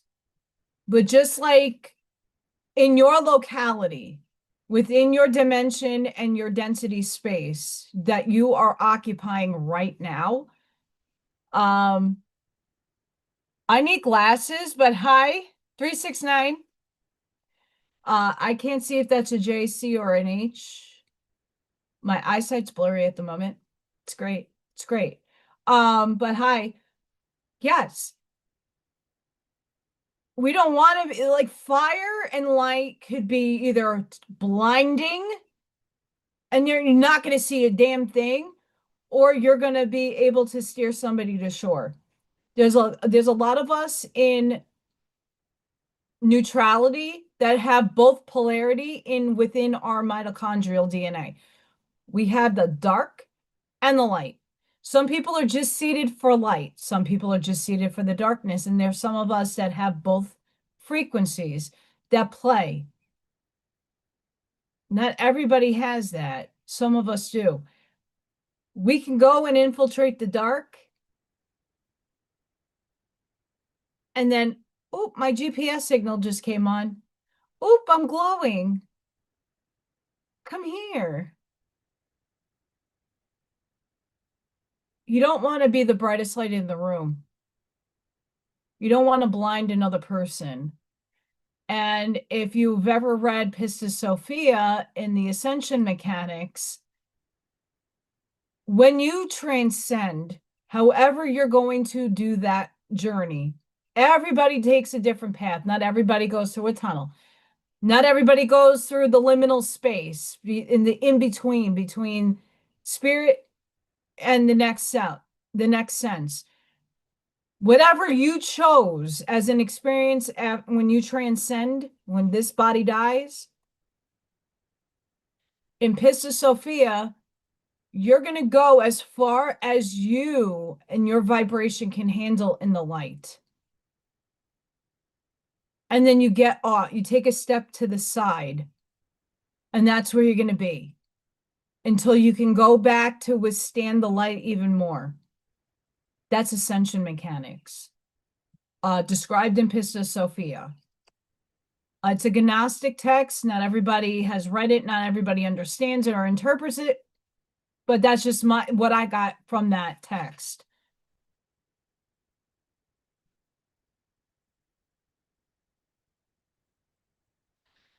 And that's the beautiful thing about others' free will.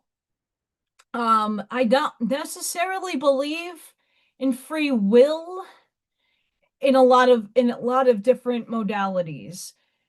I believe, and this is just Allison's perception of reality, the one I'm creating.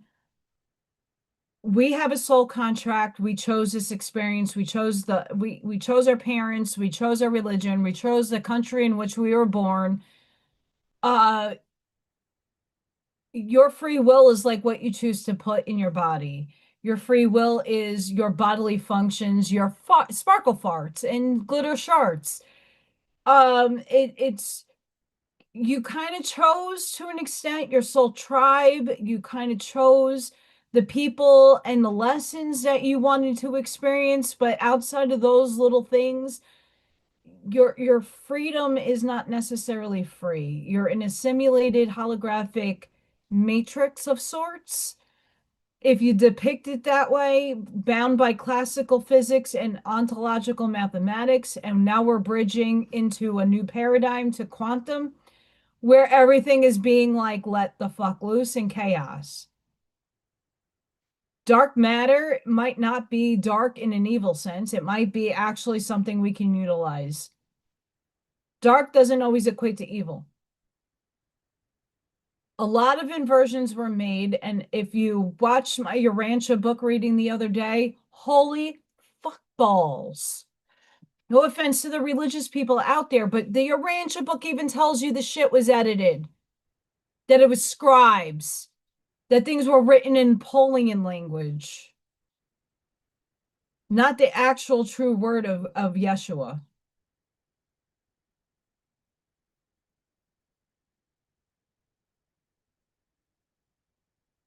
Right.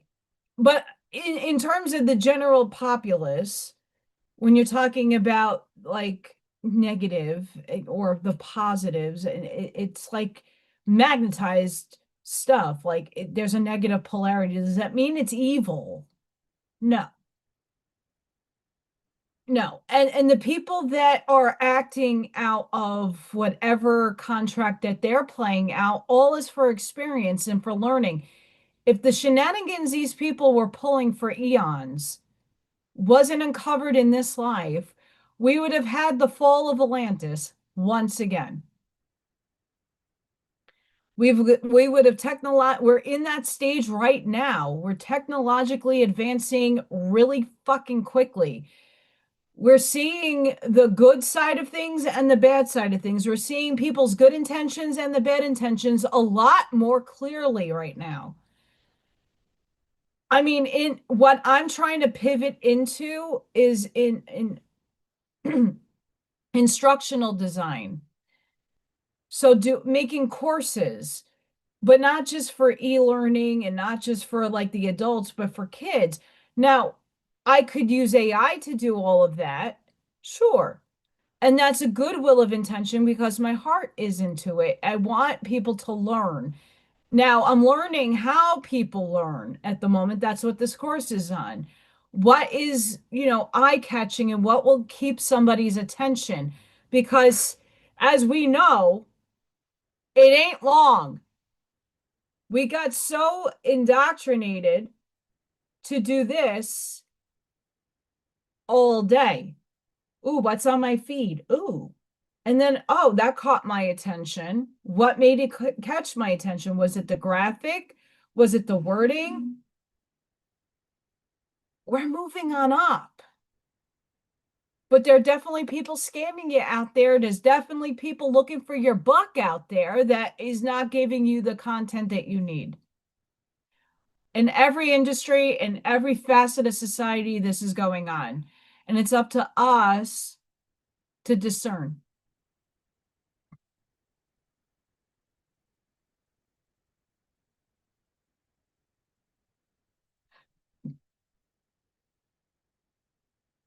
Yes, El Sunray, absolutely. And we got to balance that energy out because you need to see both sides and you need to understand how both sides are playing. It's a big chess game. There are parts and parcels in movement that we don't even see. There's a lot of things that are disguised to our eyes for a reason, and it's up to us to remember. We wrote this experience. Once you have this innate knowing within you that you've done something similar, you didn't do the exact same thing, but you did similar things in other lives that are perpetually in concurrent time space playing out right now. You're not in awareness of that. You're only aware of the branching of reality you're in.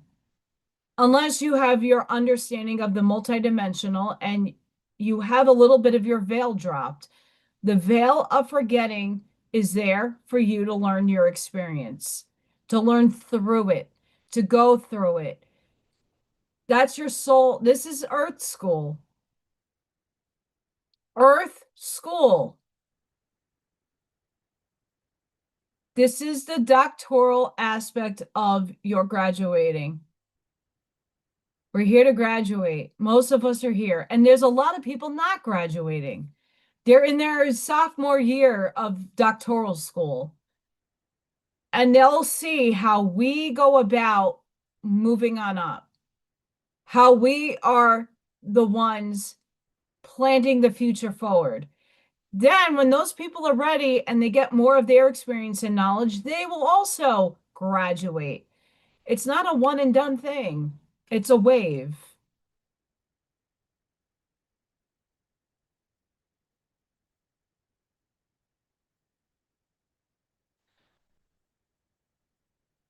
Mars, absolutely.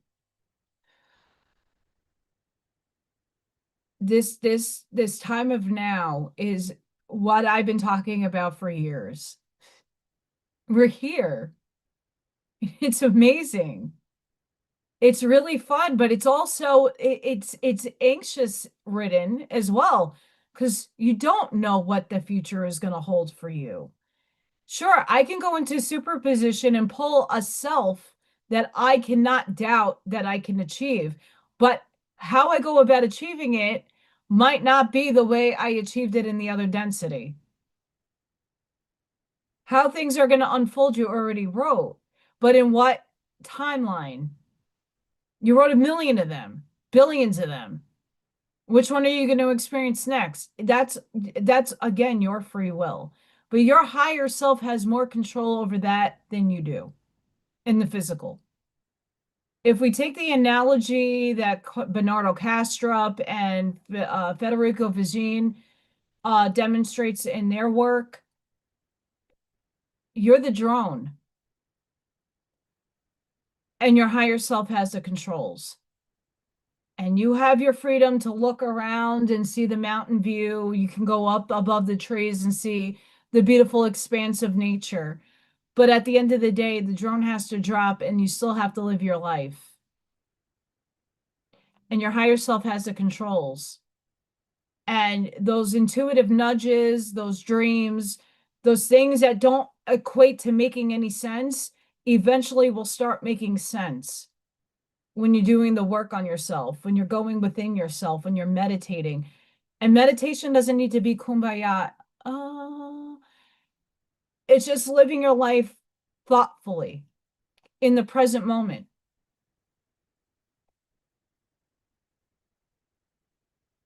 And not everybody can do that yet. I don't say ever, because we're seeing, I mean, some people are waking up to the illusions of what's going on in the world and the falsehoods going on. I mean, I don't view a globe Earth. I don't view a flat Earth. I view it as a torus field. I view this as a realm. I'm not giving my power away to anymore to the paradigm that someone has power over me. I have power over myself. I'm not throwing my power away. I'm utilizing my power for good, for the light. But I'm not throwing my energy away to saying, oh, well, the system anymore. I don't want to feed the system anymore. I don't want to feed politics anymore. It's a system. Yeah, I got to live within it. I get it. And I'm affected by it, sure. But it's my mindset toward it and the energy that I don't feed it anymore, that it won't perpetuate. And eventually, this new beginning that's happening on Friday, it's going to happen in a way that works for you. Why you're seeing a lot of why I read what I do is to supplant in your subconscious motivation devices to help you steer and navigate your life. And that's not just for you, it's also for myself.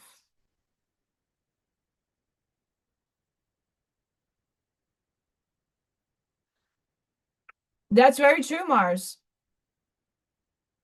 That's the thing. You're always tested. Everything is a test. And it's how you show up in your reaction to the test and then understanding what the lesson is.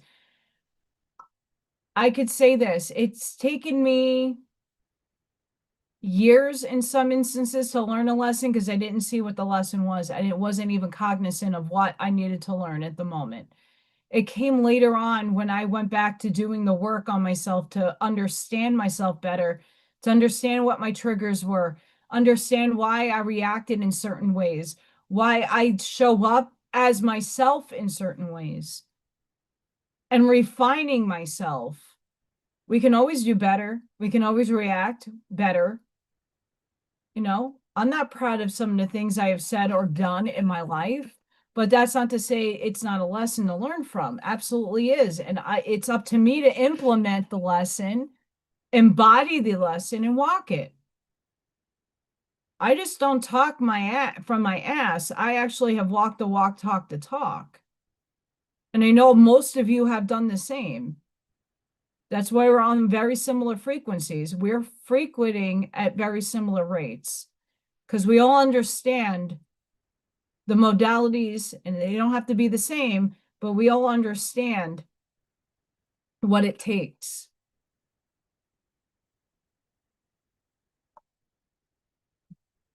I was supposed to craft today. We'll see. I have my watercolors out. We didn't get to spiritual cachet yet, so we're not there yet, but we got this one. There comes a clarity that removes every excuse you once relied on. Not because life becomes easier, but because you begin to see that waiting, delaying, and explaining has been costing you more than acting ever would. You realize that time is moving whether you decide or not. That your life is forming whether you take control of it or not. And that the difference between where you are and where you want to be is not luck, it's a decision. And once you understand that, excuses lose their power because you can no longer pretend you don't see the truth. You begin to recognize that hesitation has been the most expansive habit you have ever carried. That every delay was not protection, it was postponement of the life you knew you could live. There's a shift where your mind no longer negotiates with comfort, but aligns with execution. You stop asking when and start moving as if the moment has already arrived. In that movement, something irreversible happens. You become accountable to your own potential. Your standards rise to meet your awareness, and your actions begin to follow without resistance. What once felt difficult now feels necessary. What once felt optional now feels urgent. You are no longer waiting for clarity. You are operating from it. And in that state, excuses no longer sound convincing. They sound like something you have outgrown. Because from this point forward, your life is no longer shaped by what you avoid, but by what you decide to do anyway.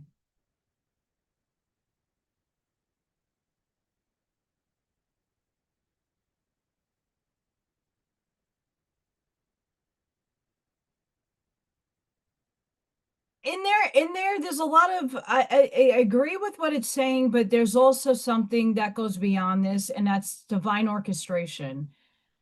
Like for myself, let's take last summer, for example. I put out 50 something plus applications for jobs.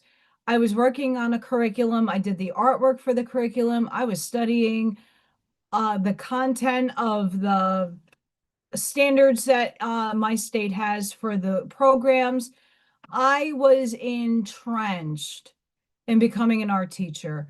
I was calling up master degree programs. I was calling schools up the wazoo to get information, all of that. And it never came. The job never presented itself. The opportunity did not land in my lap, and not just in this part of, not for my school system, but for a lot of other places I applied for. I just didn't go for the art job in my school. I did it for other schools and other systems. And I got the same response: you need a certification. When I was told you can get an emergency permit and we'll help you get into a school, and that was bullshit. It wasn't meant to be. But that's not to say that experience of doing that didn't help me see that I needed to pivot my thinking.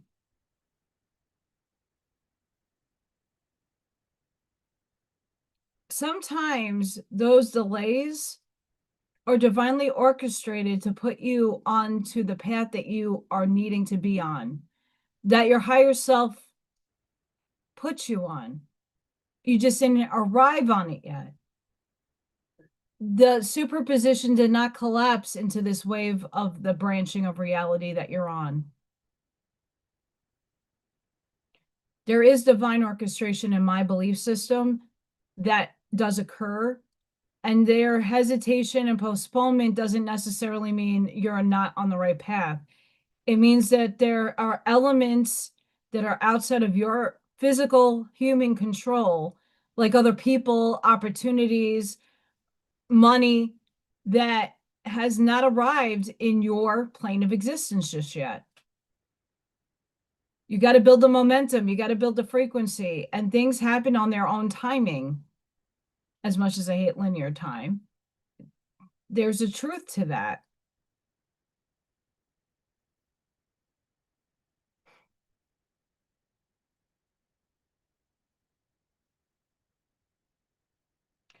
I placed myself in a superposition of where I can receive.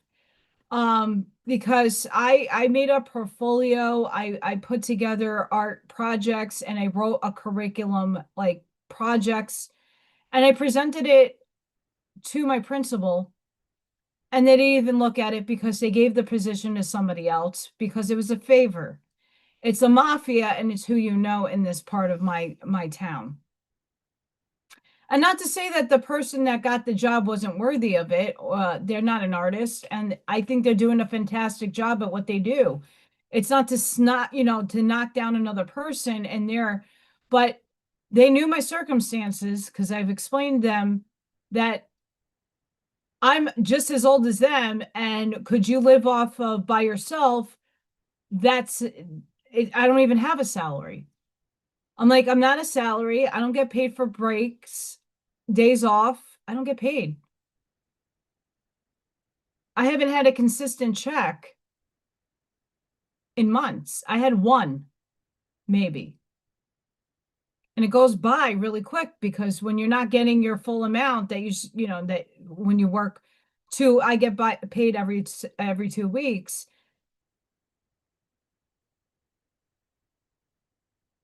You can't pay your bills because now you're short because it's not a salary. It's not consistent pay. It is pay, but it's not consistent.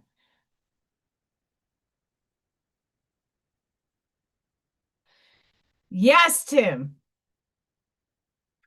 Yes. And that is the patience, the waiting period that really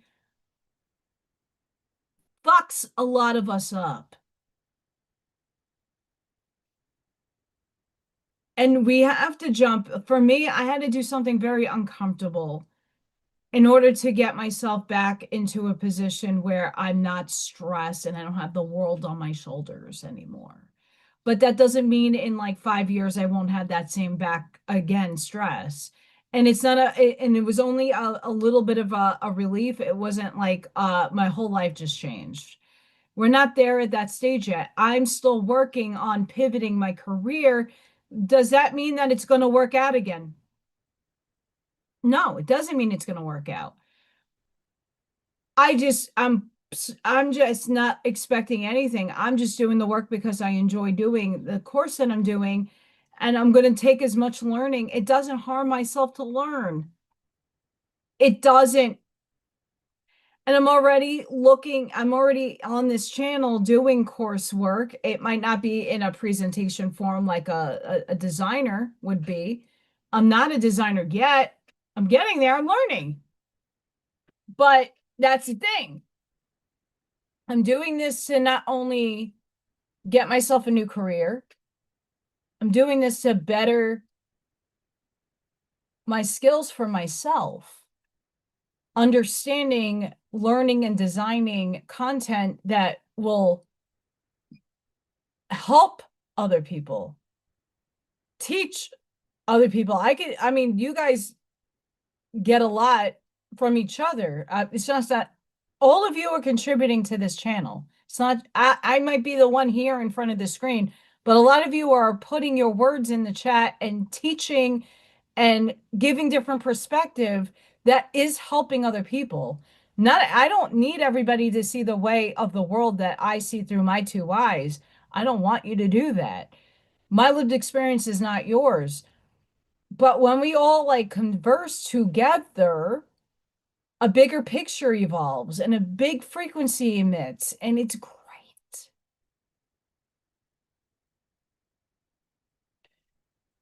I only have Aries Sun as my placement. Everything else is Taurus and Gemini, FML, and Virgo rising.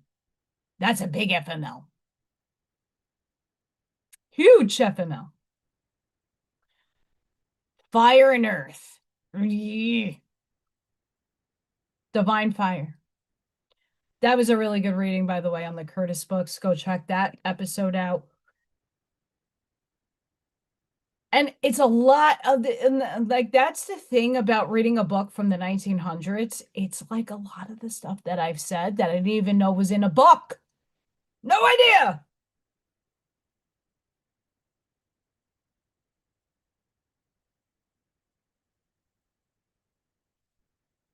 And Mars, that's beautiful. I like that. And I'm very much the same way. I living in New York, I saw the world in a very diverse way.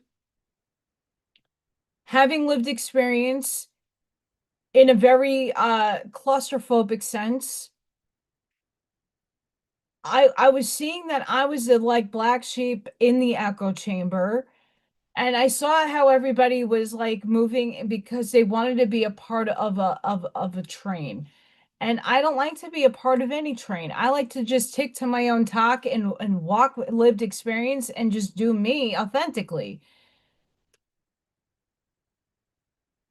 Once I moved out here and got some breathing space and some actual space to take a step back was when everything really spiritually like fucking blossomed.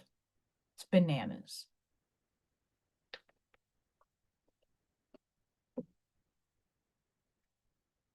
And I think the echo chamber went, and that's something I like too. I don't want to be fed the same stuff. And even the spiritual community, a lot of the spiritual community is speaking stuff that I once aligned with, that I no longer align with, that I no longer agree with. That's not to say that it didn't help shape me in some way, shape, or form. I'm just seeing past a lot of things that I'm like, wow, that's a program. Do I want to experience that? Or do I want to go into my heart and follow my heart? I'd rather follow my heart. And that might not lead me in the best directions, but that direction is going to teach me something. And I'd rather learn from that than being fed, oh, Allie, you're right all the time. I don't want to be right. There is no right or wrong in my estimation either, because your lived experience is not an invalidation of anybody else's lived experience. You lived it. No one can take that away from you.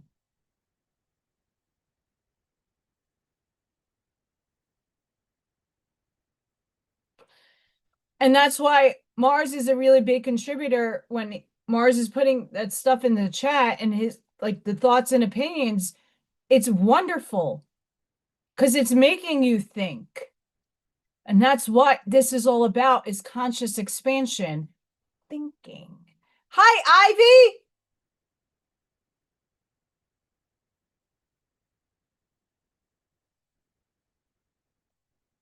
Ivy. I got to hang out with Ivy over the weekend. She saved the day. She got me coffee and cheese Danish. It was delicious. And we got to spend some time together. It was phenomenal. Although there was a lot of energy in that place, and Allison's attention was drawn all over the place. It was bananas. A lot of in between people. You had a lot of spirit in the hallways in the liminal space in the back of the store. It's a huge property. Um, and then Spirit was playing with us by shutting the lights off a few times.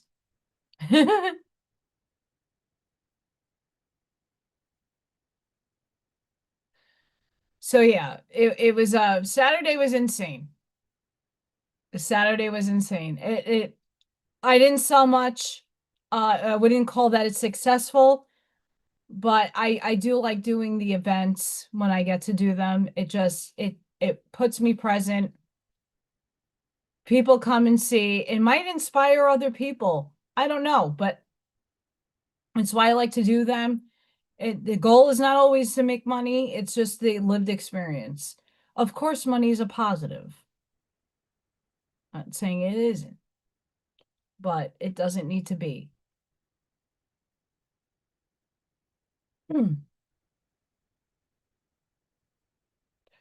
Oh, I can't wait to do another Quantum AI Metaphysical Ponderings. Here's my spiritual cachet for the day.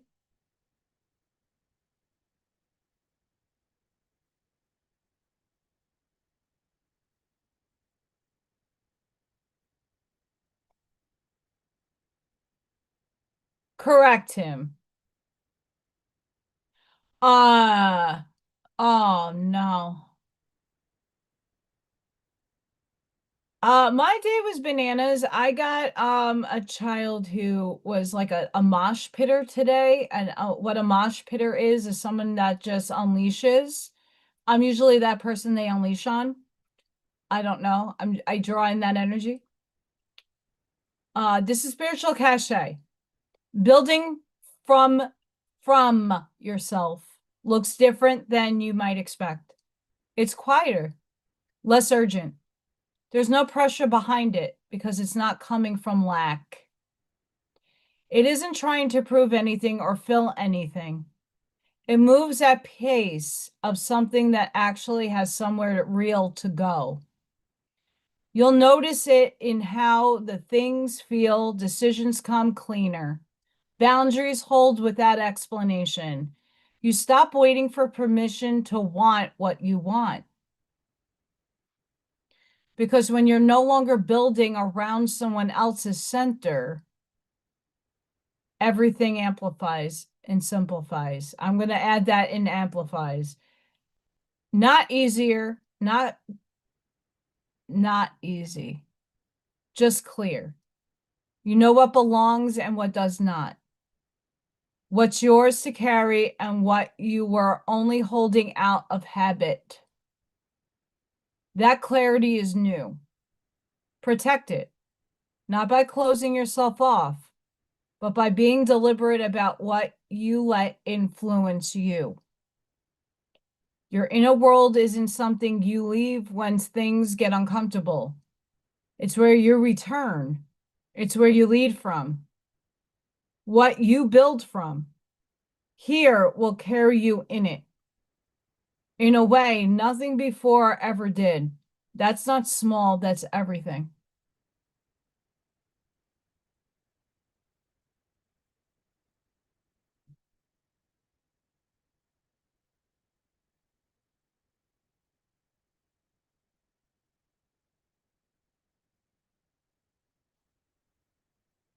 Mars, you're on target with that. And it's in waves. There's a lot of people now self-discovering, discovering who they are, what they want, what they are not compromising for anymore. So the program that was running for a lot of people, including myself, and this is just because you were born and your parents taught you this is what you do, this is what you strive for, and now go and get it. The program, the narrative that was steered toward most of humanity is go to school, learn your ABCs, either go to a trade, get a good job, get up the ladder, climb the ladder, right?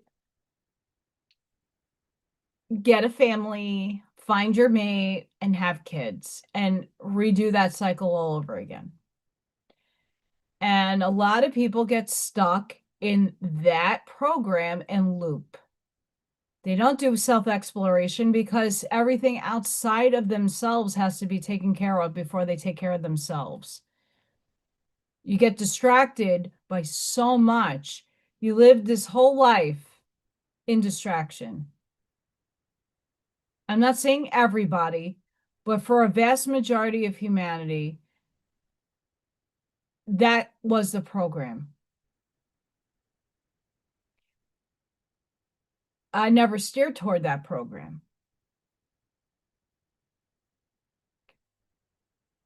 I got envious and jealous of a lot of my friends who got married and had a beautiful family and had success left and right and center. And here I am feeling bad for myself because of the circumstances that I gave myself. I did. I wrote in a lot of hardship. I wrote in a lot of things to overcome. When I was 21 years old, I was bedbound for the most part. I had an acorn stair lift and I couldn't lift a coffee. I was in brutal pain. I took medicine after doing the holistic thing that didn't work. I did medicine. That I lost my teeth, my hair went gray, and yeah, it made me feel a little bit better. But after 7 different medicines, I said, fuck this, and I got off of it. I already like did the damage to my body. I didn't know. I was just grasping at straws because I wanted to live. And I also had other responsibilities. I put my life on hold to take care of my parents. Both my parents were sick, and I had to bury both. These are things that are not easy. So when would I have had time to find a husband and have children? If I got a top career job that I am at work all day long, I would have never been able to take care of my mom. No way. My mom required a fuck ton. So we're all given what we wrote in for a lived experience, but I just didn't play to the program that I was fed my whole life. My mom really was like trying to force me to get married to somebody, and I'm like, no. I want to find the person that I'm meant to be with. If I am meant to be married, if I'm meant to have somebody in my life and share it with. I've been okay for 43 years alone. I can do it the rest of my life. I'm here.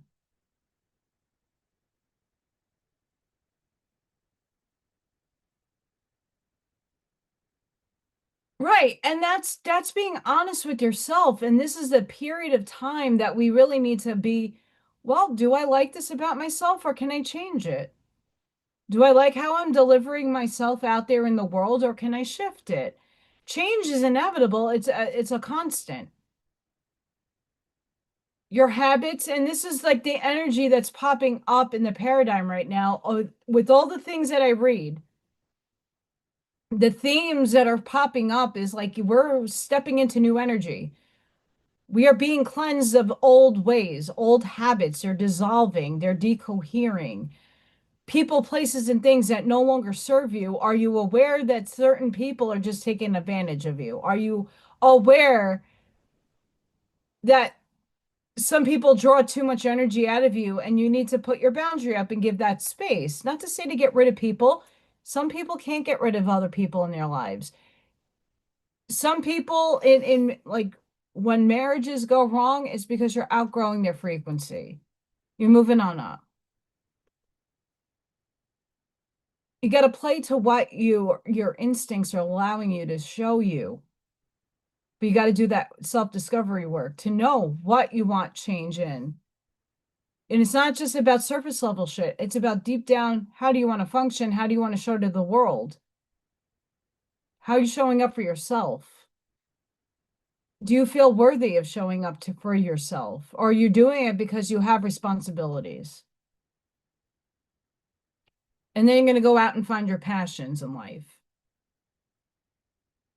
Bashar always says you have to live to your highest excitement. The job that you hold should be what makes you happy, not what drains your energy and sucks you dry.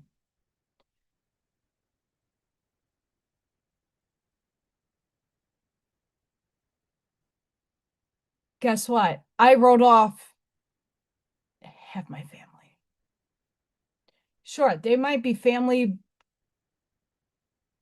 biological or adopted. And if they ever watch me, they're not supportive of me. My mother died and they all went their own different way. My mom was the one that held the glue, I guess, for me and them. Bye.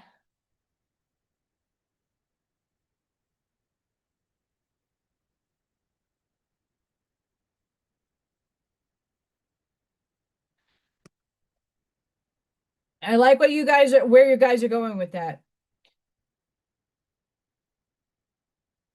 Sometimes you don't know what you have until you let it go.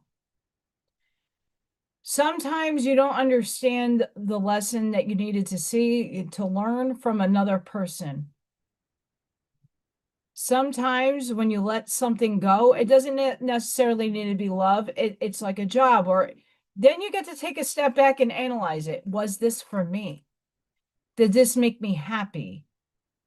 Was this the right venture for me? And you can always pivot back if it's meant to be.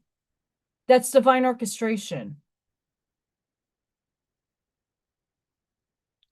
Sometimes another person needs to grow spiritually or see another perspective that they were not willing to let themselves have. And then when you give space and time, hermit them, and then they go and something clicks, that epiphany is spirit bound. That's true, Mr. Tim.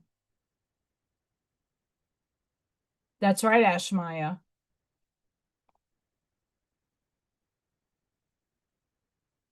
Guys, give me 2 seconds. I have to go potty. This is their coffee, and it's running through. I already broke my seal earlier. The beer seal. We all know about that. I broke my seal at work. I will be right back. Don't go anywhere, guys. Don't forget to like, share, subscribe, and hype to my channel if you haven't done so already. I will be right back.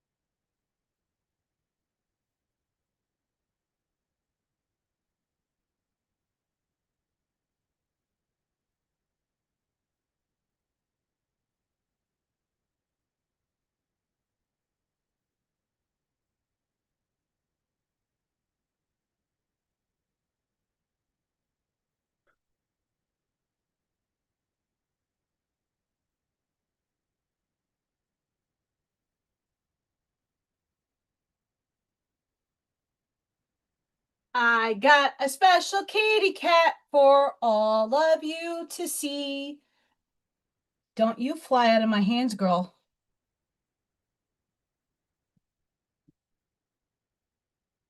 Hi, everybody. Guess who's here? If she doesn't rip my pants, it's Freya. It's Freya girl. Hello, everybody.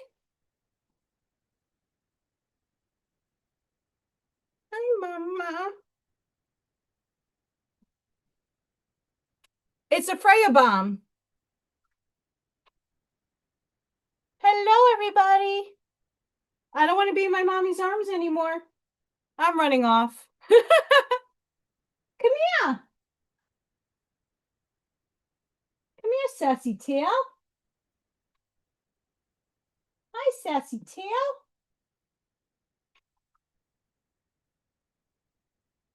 It's a sassy tail girl. It's Freya. It's a sassy girl tail.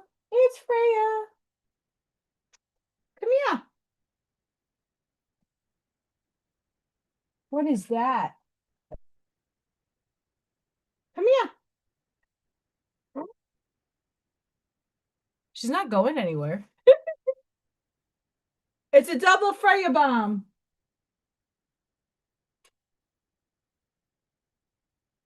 This chair makes a lot of noise otherwise.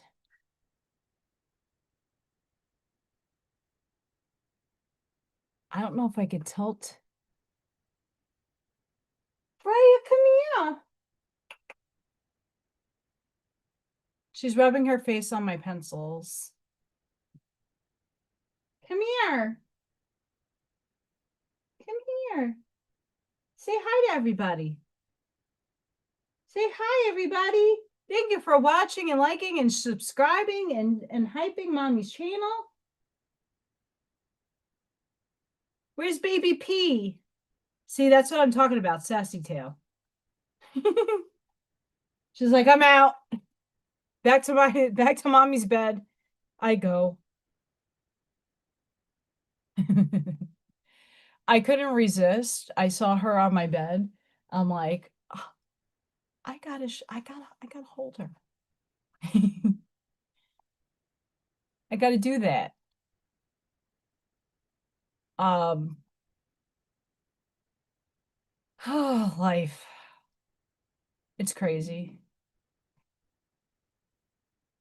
I did not.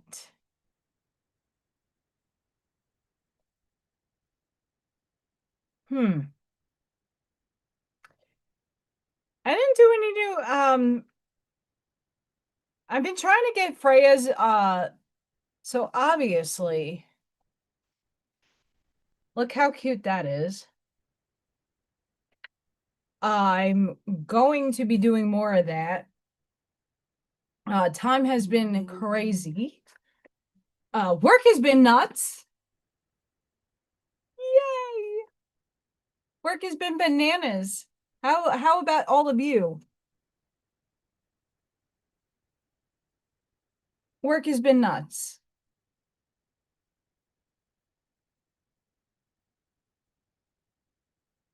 Nuts. Like I said, I had a mosh pitter today. Mosh pit. I had that today. If I were to look at my shins, I'm sure they're black and blue. And purple all over.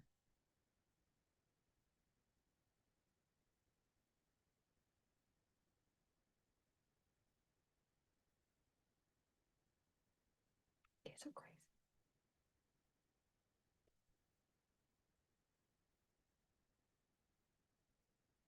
Kids are nuts. I love them though.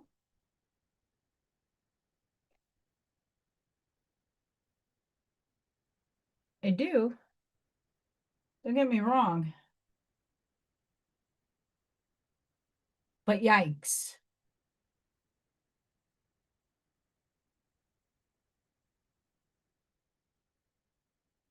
Yikes. Hi, John.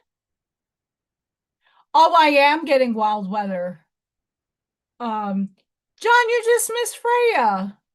She did 2 bombings tonight. We had a Freya bomb. It's like a photo bomb, but she comes in and says hi.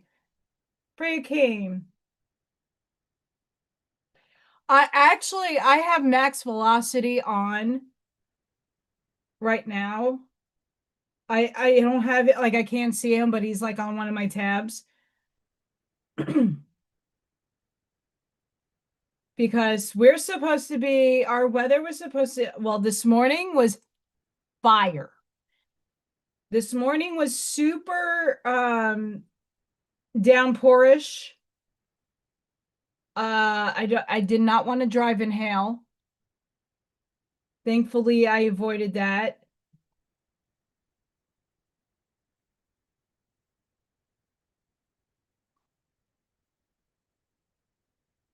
But my area is supposed to get bombed. It's a little, there's another reason why I went a little earlier. My birthday shouldn't be as bad, but we might have rain, which I'm fine with, whatever. Oh, good. Yay.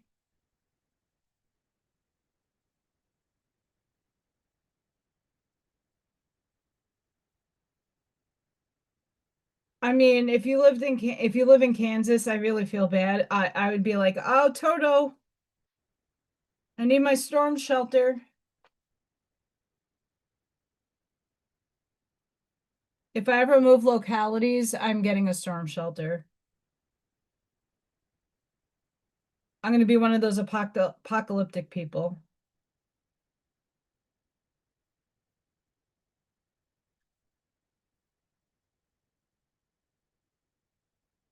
Maybe. Let's go check. Let's go check Mr. Max Velocity. Oh, he went bye-bye. He got frozen.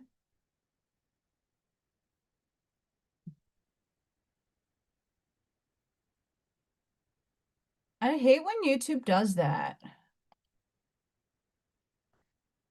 So for all those that are just coming in, I have a raffle incoming. Friday Night Live might be moved to my birthday, my incarnation anniversary, Thursday. This is being raffled off.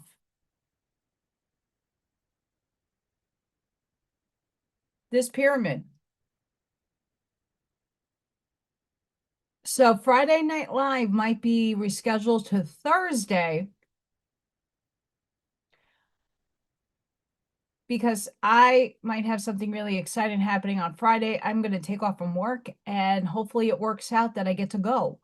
I don't have confirmation just yet, but we are waiting on that. We're waiting. I'm waiting. Allison's excited.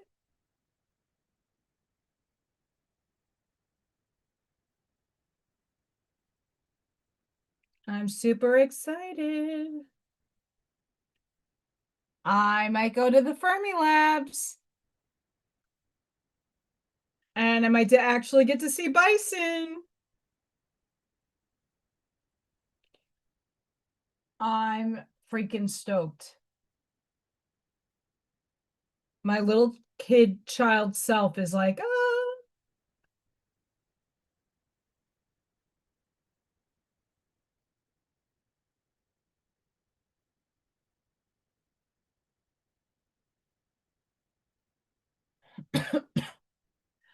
I think Tornado Alley is pretty much moved.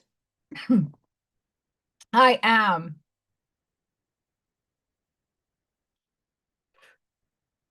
What part of, I don't know Illinois for the life of me. The New Yorker in me doesn't know much about the Midwest. But I live in Indiana, Northwest. I am not far from Michael Jackson's childhood home.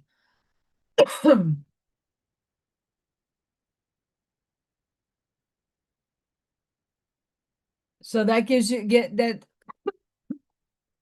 gives you a little bit of a, oh, that's Allison's location. I was a native New Yorker. I was born in Albany, Georgia, and flown at 2 months old to New York and lived there ever since.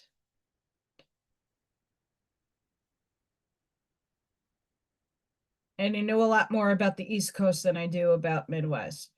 We're getting there. We're learning. We are learning.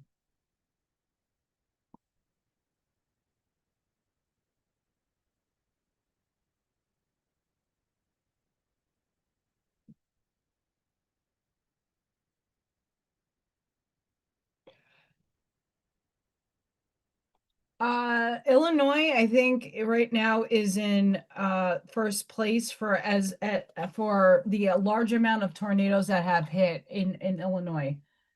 It's batshit crazy. Um, I know that the skies have been seeded. That's a thing. I tinfoil hat, in all honesty, is Allison's hat.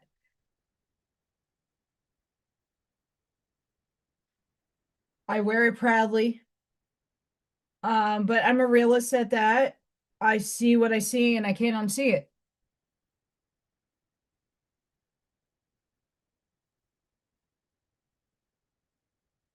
Once you see something, you can't unsee it. And I can't unsee the stuff in the sky.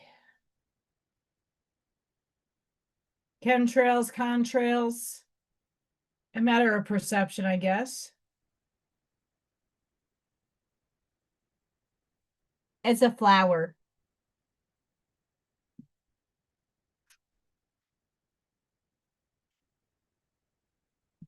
Little Thor and Freya are gonna go visit the flowers. Um,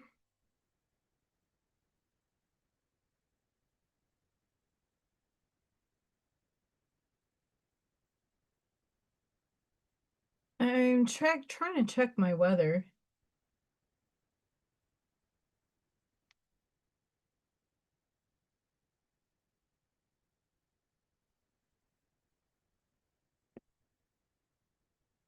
Oh, that's further down, yes. Way further down. I don't like that area. They get hit a lot by tornadoes. But they're sneaking back up this way. Um, last month's tornado outbreak that happened around here, because of the lake effect, the lake is kind of saving us to an extent. Um, where I go shooting outside got hit. That whole area got hit. And that's not far from me. That's like 25 minutes down south of me, which isn't that, like, think about the time frame. That's not that far. Um, they got hit severely. Um, this is saying around 9 p.m., 10 p.m. tonight, we're supposed to get the storms. It's pretty shitty. Pretty shitty.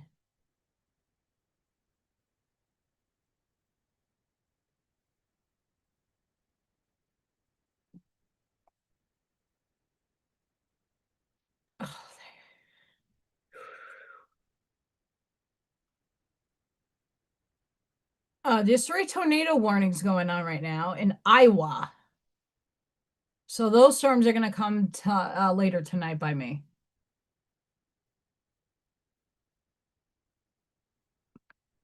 Yeah, I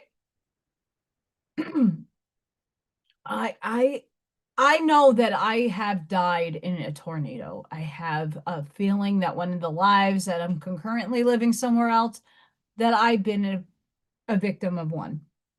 I'm fascinated by them. Fascinating.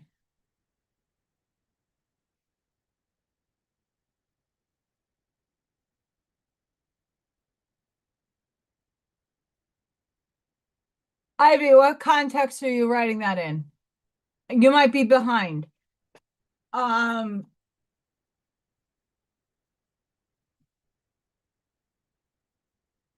this birthday girl is going to the Fermi Labs, maybe on Friday.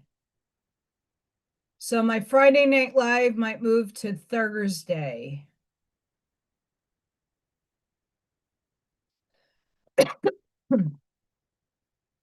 Oh no, axe throwing is still happening. That's not going nowhere. That's Saturday, but that's at night.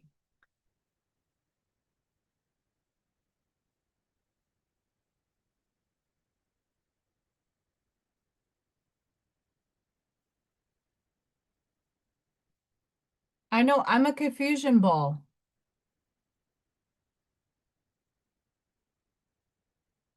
I'm still waiting on word, Ivy. Still waiting.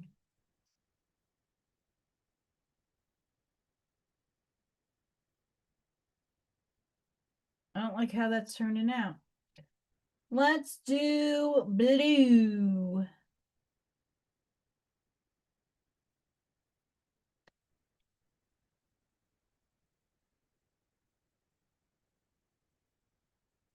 No, Friday.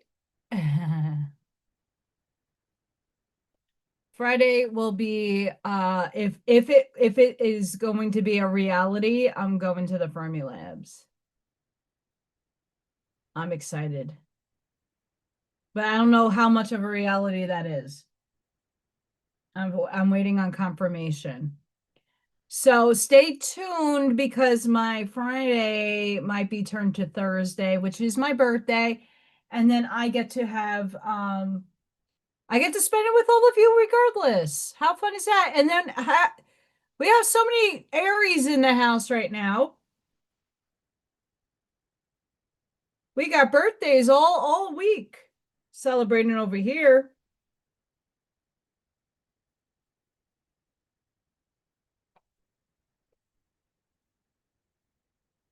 I don't know why April is like a very popular month because you were conceived in like July.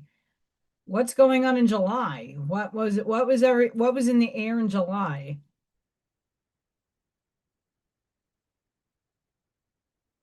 Summer loving happens so fast.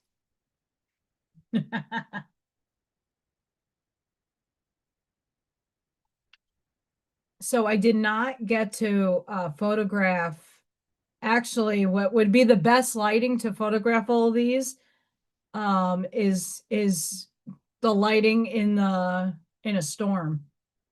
That's one of the best natural lighting apparatuses is overcast.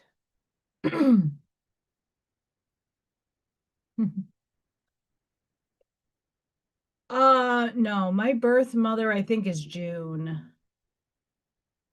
I think. Sorry, Phoebe, I forgot off the top of my head. Did she die in June? No, her birthday was in September. She's September. She died in I think June. I think. Hmm.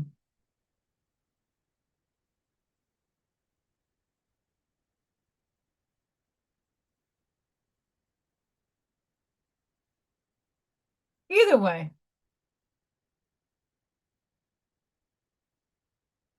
my adopted dad is November.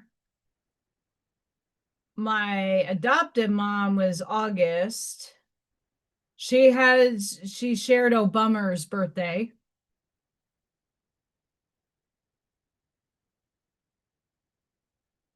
She shared Obama's birthday. Um, I think I shared a Pope's birthday. Hmm. Uh, I think my birth mother was in September. After I have to look again. I should be ashamed of myself for not knowing that.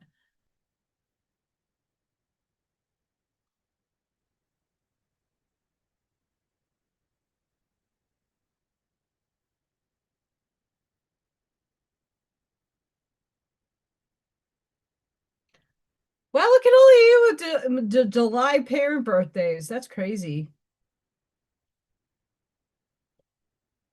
I don't know, guys.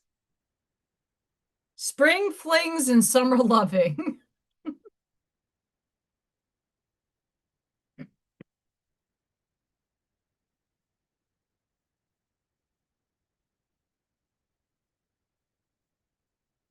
I don't know, but between now and Friday, we're really in this momentous energy.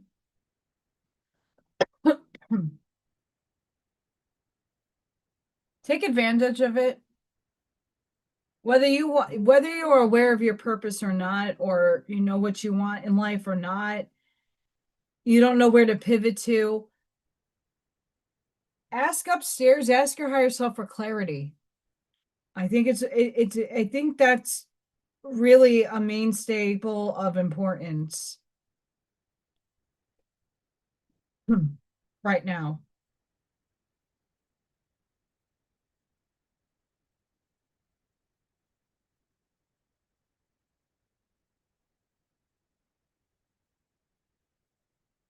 I think that's important is to know at this moment in time, like, you don't have to have it figured out. Like, I don't have my shit figured out. I just know that shit needs to change. Now, how I go about that change is still a mystery to me, but it's going to be implemented in some fashion, form, or way. Because shit needs to change. Yes, it is. We have a new moon. We have 7 planets direct. We don't have nothing in retrograde right now. And the energy that's building, this momentum that's building, is asking us to really hone in. What do you want?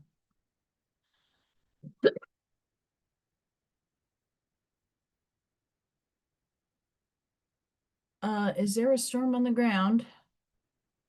Ooh, that looks beastly. Max velocity is on. I love storm chasers. I have a fascination, an affinity for people who chase storms. Don't ask me why. I don't know why I find it entertaining.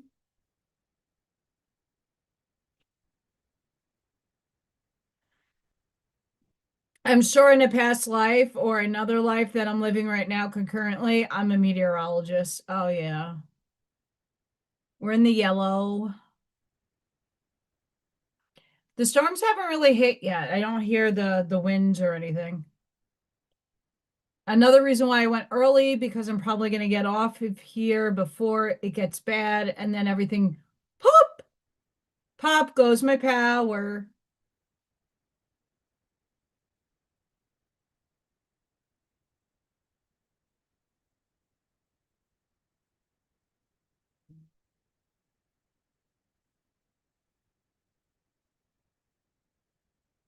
That's great. Thank you, phone, for letting me know I have new features.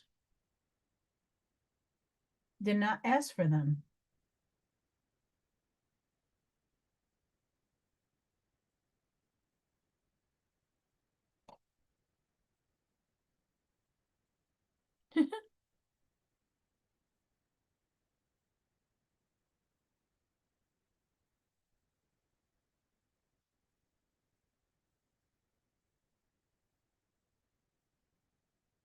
What are you getting, Ivy?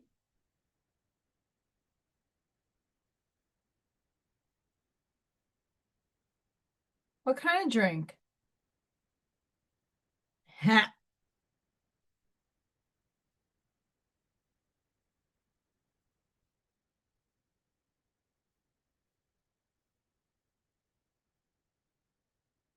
If you guys are crafting, I know I didn't craft for like the entire show.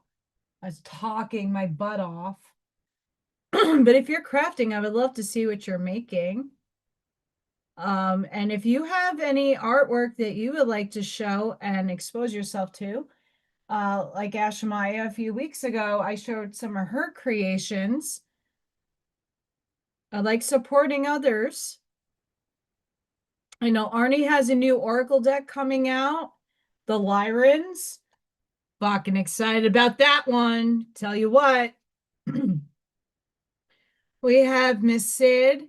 She has her own channel and she does really amazing or tarot card readings. Go check her out. Go check my links section. It's not up just yet. Obviously, I'm live, but after the live, check out my link section. Chicken! Buck buck! Chicken, chicken, chicken! Buck buck! Chicken? Buck buck? Chicken, chicken? Chicken! Buck buck buck buck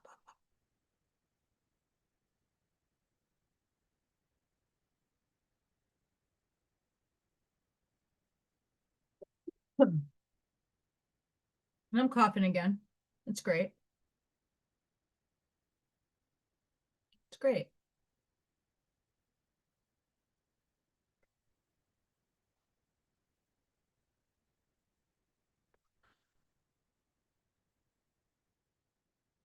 banana shits. I really should have waited for that to dry. Oh, oh, oh, oh. No. Bad thing about watercolor paper. See what happens. A third Freya bomb. Hi, baby girl.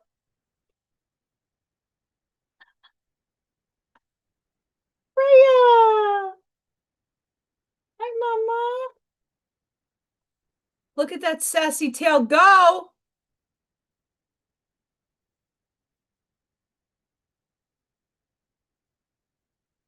Once Freya leaves again, we got a Freya bomb again. We got Freya, Freya, Freya, Freya, Freya.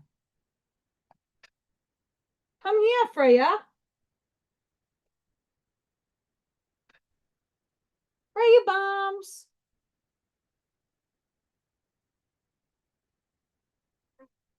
There she goes. Come here.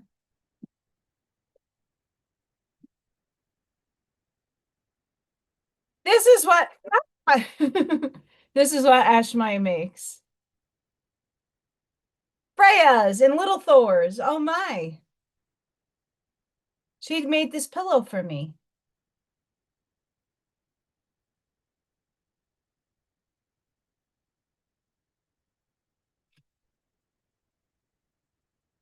Freya, come back. I put my she bombed. Freya bombed. So I have this Schumann resonance frequency thing that I got for my birthday. Someone sent it to me. And it's on the floor because someone was saying that their cat likes to lay on it and it draws them in. Thank you. As dark as I am, I like most of my work is very colorful, bright and vibrant. Um, so why I'm doing the watercoloring is when I'm doing the book, I am making a book and your babies can be a part of my book. I don't have it up, do I? Do I? Bye, Felicia. Nope, we don't need to see what's new. Canva. I don't want a business. So I am going to do a few more of the watercolors and I'm going to show you guys really quick. So this is Freya and Little Thor and my superhero cats. And they're going to go on adventures and they're going to play and they're going to be superheroes. And they're going to find each other through the window. And then Freya's going to portal out and become a light being. And Little Thor is going to go through the portal too. And then they're going to go on adventures. They're going to see ghosts. They're going to be in between worlds. They're going to see spirit. They're going to go to Ireland to see Ashmaya and her babies. They're going to go to sleep in the fields of Ireland. They're going to see angels. And they're going to see puppies that have transcended. And baby P is going to join in. And Ashmaya's hubby and her baby. And Scott's little baby that's transcended. And baby P. And Little Thor. And Scott's baby. And Miss Auntie Amy's babies. And this is Freya. And that's Little Thor number 2.